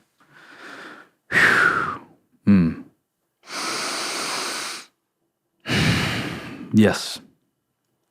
And I love that you brought up love and compassion into this because when it comes to like we were talking about, like negligence is violence, or you know, like is it incompetence or is it negligence? And if negligence is violence, then there's a form of malice there, right? When I see people, whether it's black people, trans people, gay, whatever, like whoever, right, in this space, like just white people, like because they're having what we call reverse racism against them. Like, oh God, I would hate to be white right now. You know, I shouldn't say that. No. We're gonna double down on this shit. I actually, right? So I have white friends. Let me tell you a story. I remember once I was in a bufo ceremony, right? And for those who don't know, that's 5-MeO-DMT. It comes from a toad, right? And everyone's there for like healing purposes and to advance and everything, right? And so I do my ceremony, meet God, all this cool shit, right? And I'm sitting down, and some other guy, he does his ceremony, and during his ceremony is a very weird moment. This happened actually twice. That all the other people were white. They come over to me, and there's moments where like, I'm so sorry. Like the Key and Peele thing, bro. I'm like, can we not like you're in your fucking space. You know, it's like, can we not? Like, I understand it's coming. I see what you think you're trying to do, but I actually don't need an apology. That was not on my mind. I don't need your guilt, but I get it. I'm not going to throw it back in their face because they're trying to do something nice. But we've created a world where, if you're white, you actually have to be very careful with what you say. Yeah. Black people, I can make jokes about white people to kingdom come. Yeah. White person makes a black person joke. Oh, you better come correct. Yeah. You better come Theo Von correct. Like, you better be really fucking funny and appear so dumb that people don't take you seriously. Otherwise, there's a unspoken threat of violence. Yeah. Or spoken. And I actually think a better world is one where everyone's making fun of each other, but from a place of fun. Yeah. Right? Like, if you come through to where I live, me and Amari, the shit we're saying, bro, we get canceled in a minute. And no one's safe. Yeah. Black people not safe. White people not safe. Gay people not safe. Quadriplegics not safe. Yeah. But it comes from fun. It's like, wait, let's have a good time. It's like comedy's making light of tragedy. Yeah, it's like, like humans, we look funny. It's like, if you guys know this, it's like if your friend is ugly, you call him ugly and you make fun of him, and it's like not a big deal rather than hiding around the fact that he's fucking ugly. Right. You know? Yeah. So I want us to get to a world where we can actually make jokes. Yeah. And ironically, this is one of the things I can say about Trump. I think he's quite funny. I think he's actually quite funny when I listen to him in interviews. Like, this guy has a sense of humor. And that's actually a good sign. Because guess what? There will always be problems. Yeah. Yeah. Always be something to get doom and gloom about. Always something to get overly serious about. Yeah. And we can't go through our life just getting down about problems. Yeah. We need to have a way to have fun with this whole being a human shit. Agreed. And that's why I love Elon Musk. People are like, he's so inappropriate on Twitter. And He's a troll. Dude, this guy great, is, man. He's literally playing life on maximum difficulty. 100%. Right? And if that guy decides he's going to make a big joke out of it, maybe he's onto something that we're missing. Yep. So I actually think it's a good sign where someone can make fun and make humor. And I actually trust someone who can make a good joke and you can feel the energy of it when it's really a joke rather than being mean. I trust them more rather than someone who's pretending to be perfect and pure. Agreed. Yeah. We would talk about this in men's work because there's some guys, so we're all crying, we're grieving, we're doing all that stuff, we're boxing each other and we're joking around. And there would be some guys who get super sensitive because, that's the day and age we're in. I'm like, hey, look. So spiritual. Right. Yeah. And it's like, hey, bro, if we can't actually go there, I don't feel safe to be in battle with you. I don't feel safe. I don't trust you fully. We're not connected at a heart length because something's blocking you from being able to accept parts of yourself. Because ultimately, all of this stuff, whether it's people not liking Trump, people not liking, whatever it is, right? Ultimately, there's a part of the self there. We all have the capacity to be everything because we are everything at a level. We are just the discernment of the amalgam of choices that we've chosen to make that allow for us to be who we are. But the capacity is always there. And if we're trying to deny some of those parts of ourselves, then we're not fully being ourselves, right? Exactly. It's fake. Yeah, it's fake. And one of the things I wanted to say too, I'm glad you brought it back around. You were talking about you rather be able to feel the person. Not to say that either Trump or Biden or anyone can be fully trusted. Or even RFK, because I don't fully trust any of them, to be honest. No, I'm like, why the fuck, I barely fully trust myself. Right? I'm like, trust this random I dude. trust this guy to be in my best interest. Like, you're a fucking politician. Yeah. But point being, I much rather know for a fact and be able to feel someone's heart that they're a fucking, piece of shit or they're an asshole or whatever, and they do just want to fuck the shit out of girls and be like, whatever, and fuck hookers, than have someone try to show up as the perfect person. Yeah. Like, you ain't, what the fuck? Yeah. And especially, like, any truth seeker is going to do some digging. And like, you see like, oh, look, Kamala and Joe Biden both put a bunch of minorities behind bars based off of marijuana shit. And they knew that was going to put away a lot of people of color and put them away for fucking like decades. And then you're going to come around here and be like, if you don't vote for me, you're not, what? Right? So like the inconsistencies, the hypocrisies, and it's like, yes, say what you will about each person's character and whatnot, but at the end of the day, it comes down to like, once again, like that individual level of how much can you trust yourself? How much is the line within yourself? Do the work on the self first, and then come from the space outside of everything. Ultimately, my point is let's come to policies over the figureheads, but even still, there's another part of that, which is to also see past the narrative that is spun for us and the biases that are spun and the stories that are spun towards being like, oh, this person bad, this person good. Don't ask questions. Don't ask why. Don't look even further. Yeah. And based on how we show this person, these are the reasons not to like him. Like this person, because he's bright and shiny. He doesn't show himself in any bad way. Masquerade. Yeah. You Yo, bro, fuck good versus bad. Give me real versus fake anytime. Yeah, agreed. Okay? Yeah. Like, if someone is fake, I don't know what's there. You don't know. Right? If someone's real and they're bad, at least I know what I'm fucking doing. You know what I mean? Yeah. So give me real any day of the week. Yeah. And unfortunately, when we prioritize good versus bad, rather than recognizing that no one's fully good or bad. Hell no. Like everyone's just peopling, and some people do good things, some all people of do it. bad things. Destruction, creation, and then they the whole switch, thing. right? Yeah. So the problem is because people don't feel safe with their own realness, their own humanity, their good and their bad, then what happens is they project that outward. So any sign of bad from another person, real or imagined, becomes grounds to demonize them, right? So everyone is capable of good and bad things. Yeah. And then at the soul level, there's not really a good or bad, I suspect. I don't know that for a fact. But at the human level, if you're not in touch with your humanity, then you will reject someone else's. Ooh, man, you got some mic drops over here, Right bro. here, bro. Shit. Say that one more time. If you're not in touch with your humanity, then you will reject someone else's. It's a bar right there. Yeah. I mean, that is really what it comes down to, right? Yeah. And I feel like that's what this whole incident that brought this all about, was about. Is that like this is our time to check. Like this is a reflection point of how are we operating. Like if we are in that space once again of being like, oh damn it, we were so close, we could have killed him. It's like. Okay, later on, if you're blessed enough to live like 5-10 years past and you've grown and matured and you've actually taken the challenges that have come your way and used them to grow instead of keep being the victim, you're going to see that you were completely disconnected from your humanity and you might be a bit ashamed. Yeah. I mean, there's a part of that of healing yourself and forgiving, but there will be shame there because that is, you are so far removed from the aligned state of being, right? So caught up in the narratives of like, oh, this person is and there's compassion there too, because if I was young and I didn't know better and I hadn't gone through the experiences and the growth that I had gone through, I'd probably be like, yeah, based on how this person is, I'm just going to believe anything that comes my way because I can feel that he's a shitbag. But it's like we said, like, yeah, maybe he's a shitbag. I don't know who the fuck Biden is. Bar. Like, I don't know who he is. I don't know who he is. He feels fake. Yeah. Every time he talks about his dead son, I'm like, bro, I feel like you're putting on a performance here. I feel like you're using this incident. And I'm not saying he doesn't care. I'm sure he cares, but it feels like it's a talking point now. Seriously. Yeah. And 100%. That's something where, honestly, that's speculation. Yeah.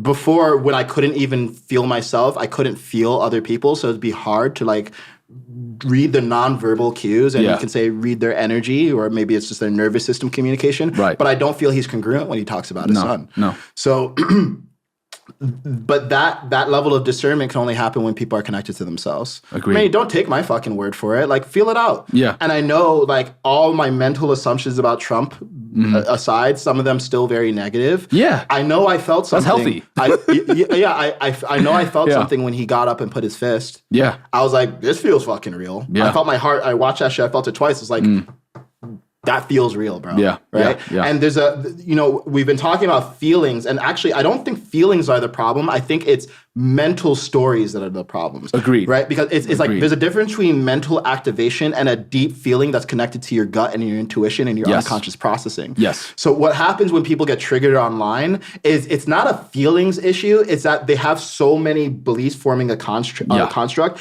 and those beliefs are getting challenged, and then they have a raw animal response to that because they feel unsafe. They don't know where to channel it. Yeah, but once you get past a lot of your guilt and your shame and you're more open-minded, then your feelings, your gut, your intuition actually becomes a significant source of wisdom. Yeah. And that's how you know if this other guy from the tribe is trying to take advantage of you or do a deal, take a deal from you. Right? Because before humans could communicate with language, you communicated with nonverbal communication. Yep. So feelings were deeply important. There's a ton of data in feelings. It's like terabytes versus megabytes at best. 100%. Right? It's not even close. So actually feelings are deeply important. I think a lot of men don't understand this. It's just you need to be mentally clear enough to actually connect with your feelings and feel with the deep feeling, not the shallow bullshit and trigger happy ego beliefs that are getting run up against. Right. Yes. And I love that you brought this up because I feel like, you mentioned men. I feel like men are very connected to this guttural, very visceral feeling of can I trust this person or not? Which is different. Some, yes.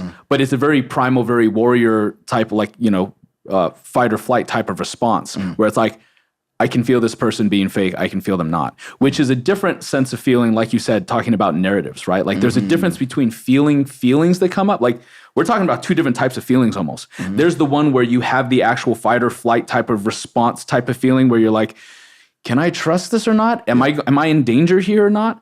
And then there is the feel or emotions of, this is causing me to feel and emote this way. And usually that is from a space of hurt, right? Like either joy and all that stuff, but most of the time when we're talking about negative emotions and not knowing how to facilitate them, it's usually from a place of hurt. Whether that means that it disrupts our belief systems, whether it feels like they're endangering someone that we love or ourselves, and from that, like, for one, if we don't have the tools to emotionally regulate ourselves or even process that, it's going to be really dangerous. But two, there's a point, and I'm literally writing about it in the new book of emotional regulation. You're writing a book? Yeah. Cool. I wrote one in 2019 called Victim or Hero. Hell This yeah. is the second one called The Reframe. And this specific instance in emotional regulation is about how we can choose to feel the feelings when they come up, the emotions, right? But be very wary to associate a story about what it means about us. Exactly. And then when we start to do that, then we start to lose ourselves in the emotions and we start to withhold them rather than to allow them to flow through because they do have, they're finite. They do have an ending period unless we choose to hold on to them because of the story we make about how we choose to identify about them, And that's a very slippery slope because then all of a sudden we start to formulate who we are based on these feelings, often most of them being bad, most of them being caught up in a space of hurt. And so that's why I wrote just the other day, it's like, are you attached more to your hurt or to your heart? Right? Because like, you kind of can't be both. Yeah. Like in order to be in your heart, you have to let go of the hurt. In order to ascend to a space of empowerment and embodiment or whatever these words we want to call, like basically stepping away from the victims, stepping away from blaming, external blame, and taking accountability and ownership for your ability to perceive and respond to your reality, which is how you create it around you. Not based on not like, oh, orange juice, appear, but more so like, how do I choose to perceive you right now? How do I choose to respond to you? Through that, I'm creating my reality right now, right? Taking ownership of that. Like, how then do we walk in a better way? How then do we start to recognize like, oh shit, yeah, no one's making me feel anything. But these are the steps to us getting there. Yeah. Right? Yeah.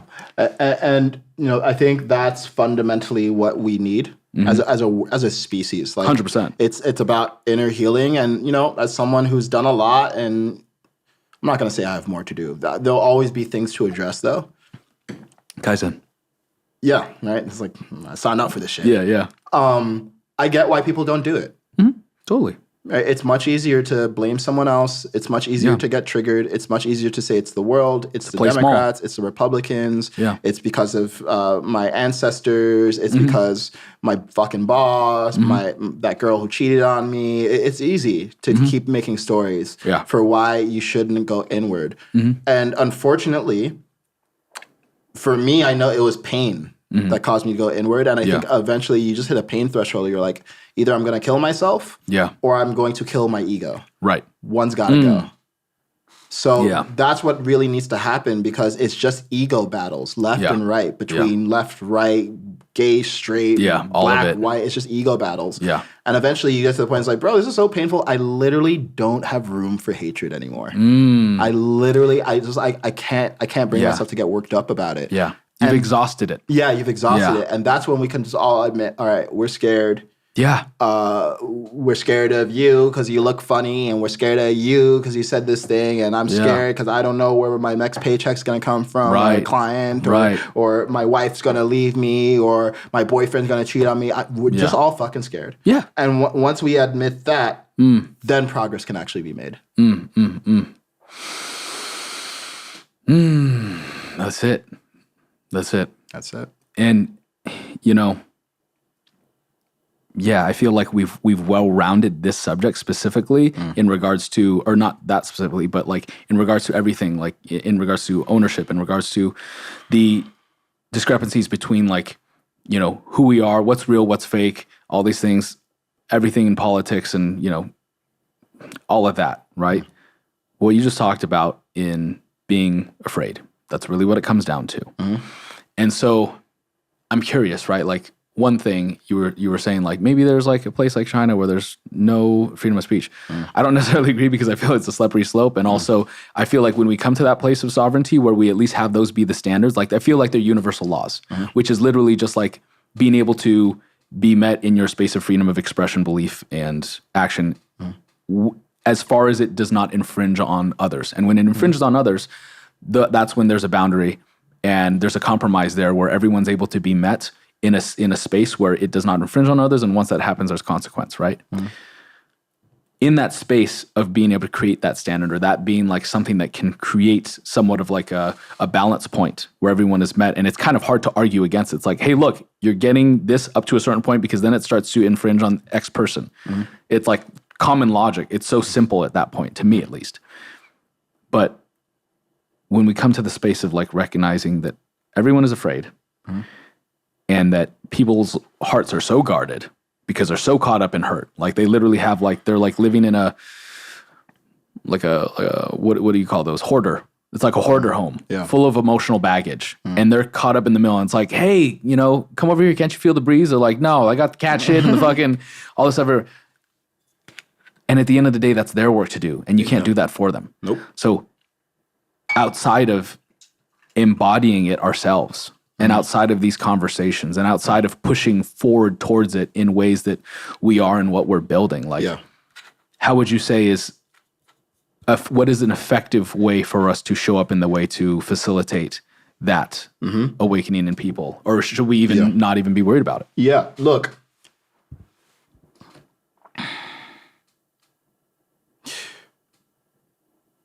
We're in a very hate-filled environment right now. And right now, you can attract hate for anything, even for saying your truth, right? Like, I've gotten negative comments. Someone called me a coon the other day online. Like, all this shit is coming at me. Yeah. And a great man once said, you turn the other cheek. Yeah. Why did he say that? Well, think of it. If you hurt someone, and instead of hurting you back, they'd say, you hurt me.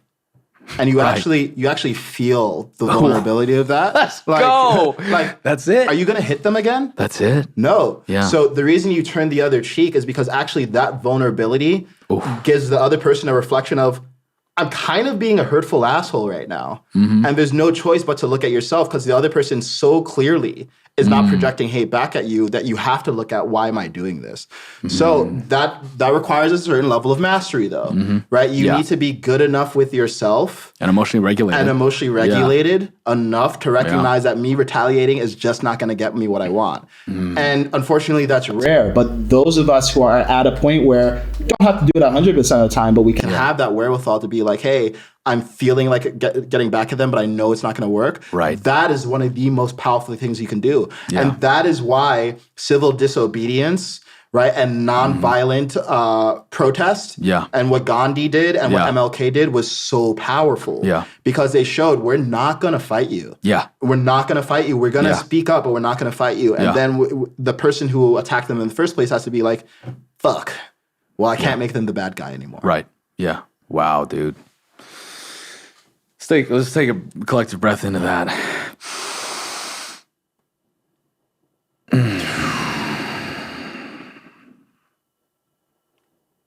Thank you for helping me to align deeper into integrity and into my purpose with that. Because because I'm experiencing the same thing. You putting that out, I knew once it happened, I was like, I have to talk. I've been so subtle throughout this whole. We're like 16 episodes deep now. I've been so subtle with all of this. Yeah. Because I'm not pro Trump. Like at this point, do I feel would I rather have him over Biden? Yeah. Do I all of this? Would I rather have RFK over both of them? Yeah. Do I think he's going to win? Probably not. Right. Outside of all of that, I knew that like. Once again, my point is sovereignty. My point is having people be met. My point is universal laws of like, you are a divine child of creator. You have everything in you. And because of that, you deserve like namaste type shit, right? I bow to the divinity in you. And also you're powerful enough to create whatever life you want to create, whether that's misery or beauty or whatnot. And there's responsibility there. Yeah. And so there's a certain level of owning, even if it's to own to love someone in having a boundary on allowing you to create your own misery story instead of trying to be the supreme altruist and save you from your own thing, because there might be challenge and growth in there for you, right? Like that is, you are as a sovereign individual, unless you like fell in the water accidentally, it's like, oh yeah, I'm gonna pick you up. It's different, right? But if you're choosing to go down a dark path, like I can be like, hey bro, I'm here for you, I love you, like I can check in, blah, blah, blah. But for me to try to uproot and save you, I don't have the jurisdiction to do that. because you are that powerful to create that. And that might be the exact recipe for you to rise up and ascend towards heights you never knew you could be, right? To awaken fully. All that to be said, there's a specific, bringing it back to you posting the post you made. I was like, I need to post something, but I get super passionate, Scorpio, got a lot to say. How do I say it in a minute? I was like, I need to take a step back. I can't post this right away because it's too hyperbolic, like you said, for me to just say the truth. I have to be so tactful and subtle with it. And you made your post, and I was like, fuck yeah, we got a fucking amazing life coach, conscious dude, strong black brother coming and saying this stuff, and not even saying that he's saying like I'm voting for RFK. But I realized that the media is biased and fucking creating an agenda and spinning people. And for the most part, it was pretty positive, but obviously you're going to get backlash, right? Yeah. I make this post that hasn't even, it's done like my normal post really, but I'm receiving all this backlash too. And a part of me has been like, I knew this would happen. Yep. I didn't know, like, for one, in my thing, I mentioned what you said. And I was also like, at the end of the day, we need to be curious. We need to ask questions, right? Because there's agendas on both sides. Let's actually start to ask questions and remember, basically I said something about like, just, remember how powerful you are. Like, I invite you to come up with your own conclusions. I'm not telling you one way or the other. Yeah. And hate, and it's like, how do I address that? And every time it came up, it was like a lesson. I could choose to just like roast this motherfucker right now, or I could choose to come at it with like, this is what I meant. Yeah. But for you to come with that, that was the iciest sword ever, which is just like, and I think that what you said and why it impacted me so much is that I feel like that is the supreme truth when it comes to everything, not only in this space of disagreements on politics or whatever, but with interpersonal relationships, romantic relationships, with everything, like coming to that space of vulnerability. And it takes, not only does it take emotional regulation there, it takes courage. And I invite all you listeners to come to that space and for us to have that open dialogue, because one of the first parts of, like, for instance, having a charge clearing, right, is like, what are the facts? Okay, like, this happened. What's the story? Okay, well, this is what I'm thinking about it. What are the feelings? You heard me, right? So whether it's a charge clearing or it's just coming out straightforward with it, ultimately we need these tools, right? In order to even get to that place of emotional regulation, we need these tools. And a lot of us don't even know they exist. A lot of us haven't seen this fucking dope-ass formula that allows for us to just state the things and have it be kind of clean instead of messy, like everyone stumbling all over each other to try to be like, no, you hurt me more, blah, blah. There's something so golden there. And yeah, I it sounds like a simple solution. Obviously, it's not. Obviously, all these issues are so fucking complex and it's crazy. And I know that I'm going to get hate for saying the stuff that I've said, even though I feel like I'm staying in a space of love and just wanting people to be empowered. But even still, and stating facts, I think actually coming back to facts, I feel like one of the issues right now is that when facts hurt people, then it's like, don't point out these facts because they hurt. Yeah. But I feel like if we do not address our hurt, then we're having an unhealthy relationship with our grief. And if we can't have a healthy relationship with grief and our sadness, and we also don't have places, safe spaces, sacred places in order to facilitate release of this, right? So that's also a big thing. Yeah. But like, if we don't have that healthy relationship with grief and our sadness and anger, then we are not going to be able to appropriately navigate this world. Right? Yeah, well, something, there's a lot of wisdom in what you said, and something I want to kind of embellish a little bit. And please. I don't want to put words into your mouth, so these are my words, but when you said facts hurt people, facts don't hurt people. The truth doesn't hurt people.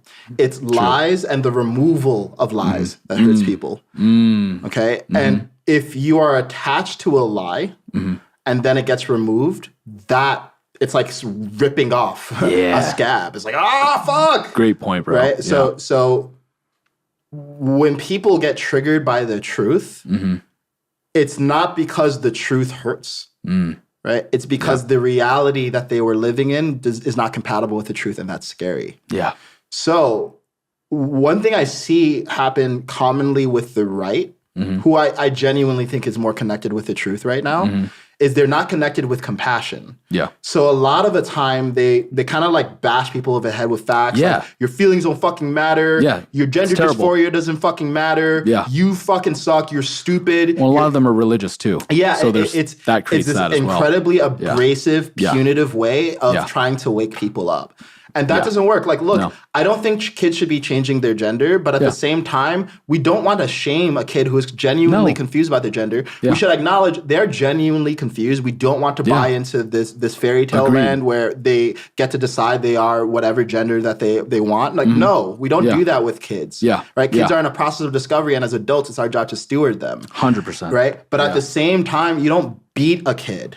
You don't hit a kid when they do something wrong. Yeah. You get curious. Yeah. Right? So if there are people on the left who are agitated and they think race is the biggest thing and we've gone backwards and identity is the biggest thing and we've gone backwards, then the thing to do is meet them with curiosity. Yeah. And when you meet people with curiosity, then they feel safe enough to open up, and then you can, in connection with one another, solve these issues. Yeah. Right? And then they're like, you know what? It's actually not as big a deal, this whole like race thing, and maybe George Floyd is not a sign that we're back in chains. Right. But I still feel a little unsafe in certain neighborhoods, and I feel like police are profiling me because I'm black. Yeah. Right? Then it's like we can have a real conversation about that. Yeah. But it only can happen when there's both truth and love. Yeah.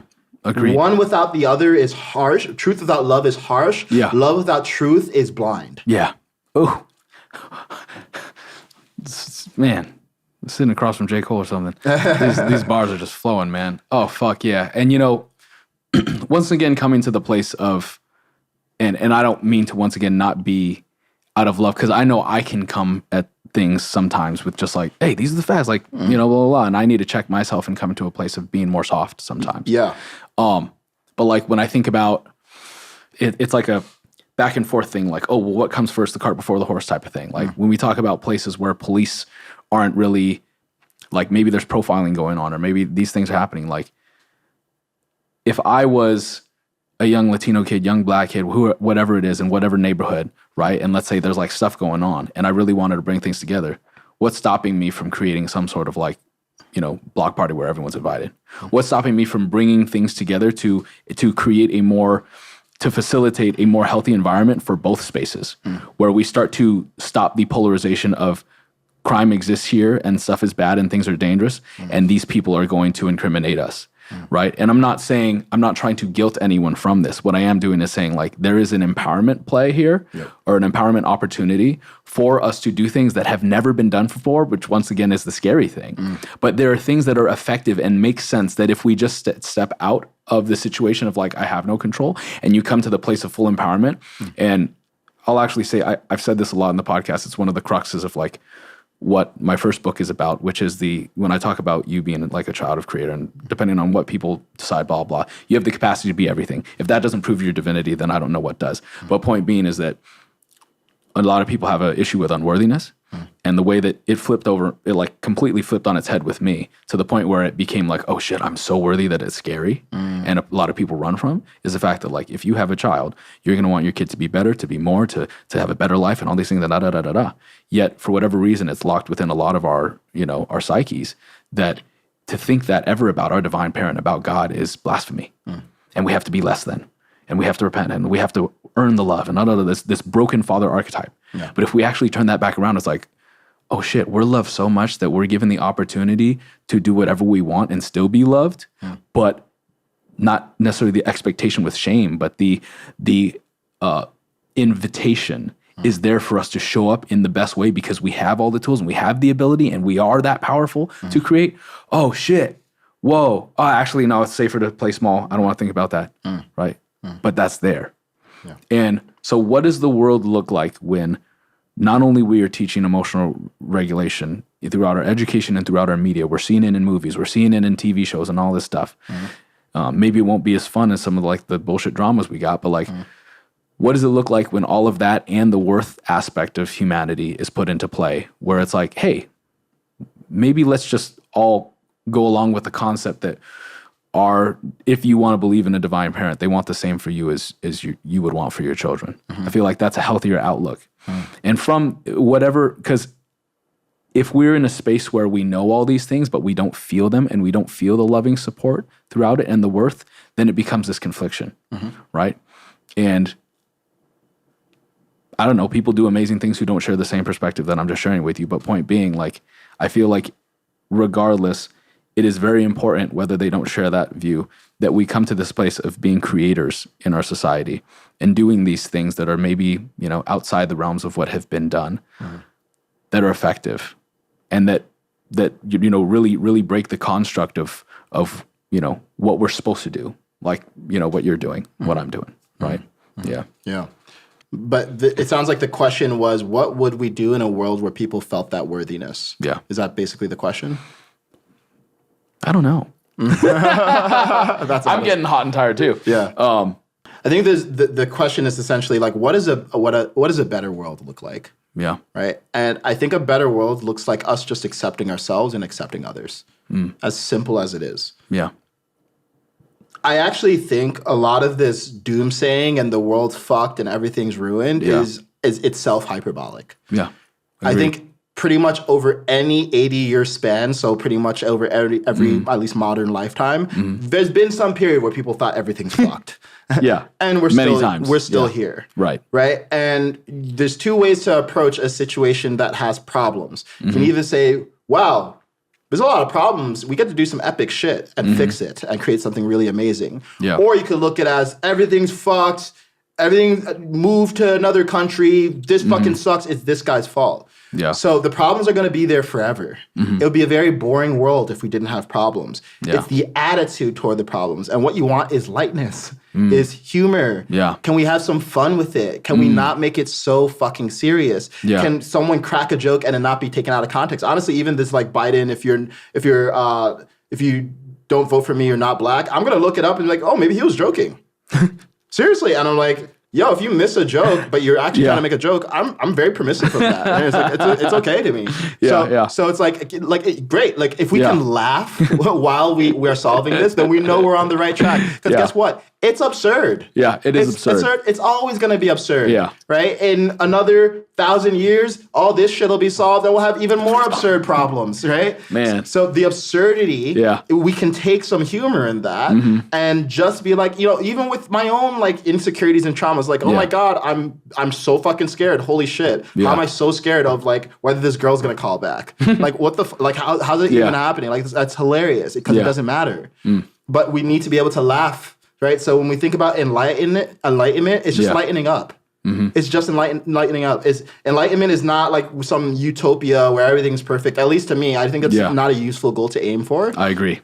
I think it's being at home in the world and yourself. And if you're at home in the world and yourself, you lighten up and you laugh. Hey. All right. So everyone else just lighten the fuck up. It's not that serious. We'll be okay. And if we're not, at least we laugh till the end. Let's go. Bro, wise words, man. This has been such a great time. Obviously we've been talking for a while and it's just been a portal. And I want to thank you for showing up the way that you do and for being able to have this open dialogue with vulnerability. This is something that these are topics that I've wanted to talk about for a long time. And I haven't gotten as specific, even close to as specific as I have today with you. And I'm super grateful and honored to share this space with you to really, really open that up because these things need to be talked about. And I'm grateful for you to show up in the space where you hold that so well. And so thank you. And and with that, is there a way that people can find you? Yeah, that's Kaizen on Instagram, TikTok. That's my website. So if you like my vibe and you want to check me out or you want to work with me, just type in That's Kaizen and you'll find me. This has been great. Thank you, bro. Yeah. And thank you for having the courage to open up a space for what you knew was going to be an edgy conversation. Yeah. And we need platforms. We need creators who are willing to put themselves and others out there. Yeah. That takes a lot of courage, and it's not lost on me. So thank you for exploring these spaces with me, bro. Thank you, bro. Appreciate you. Deep bows, my guy. Likewise, man. This has been Kaizen Asiedu. Appreciate you guys. This has been the Magnanimous Collective. I'm like speechless. I'm Sean Kubota, your host. We'll see you guys on the next one. Peace. Peace. man.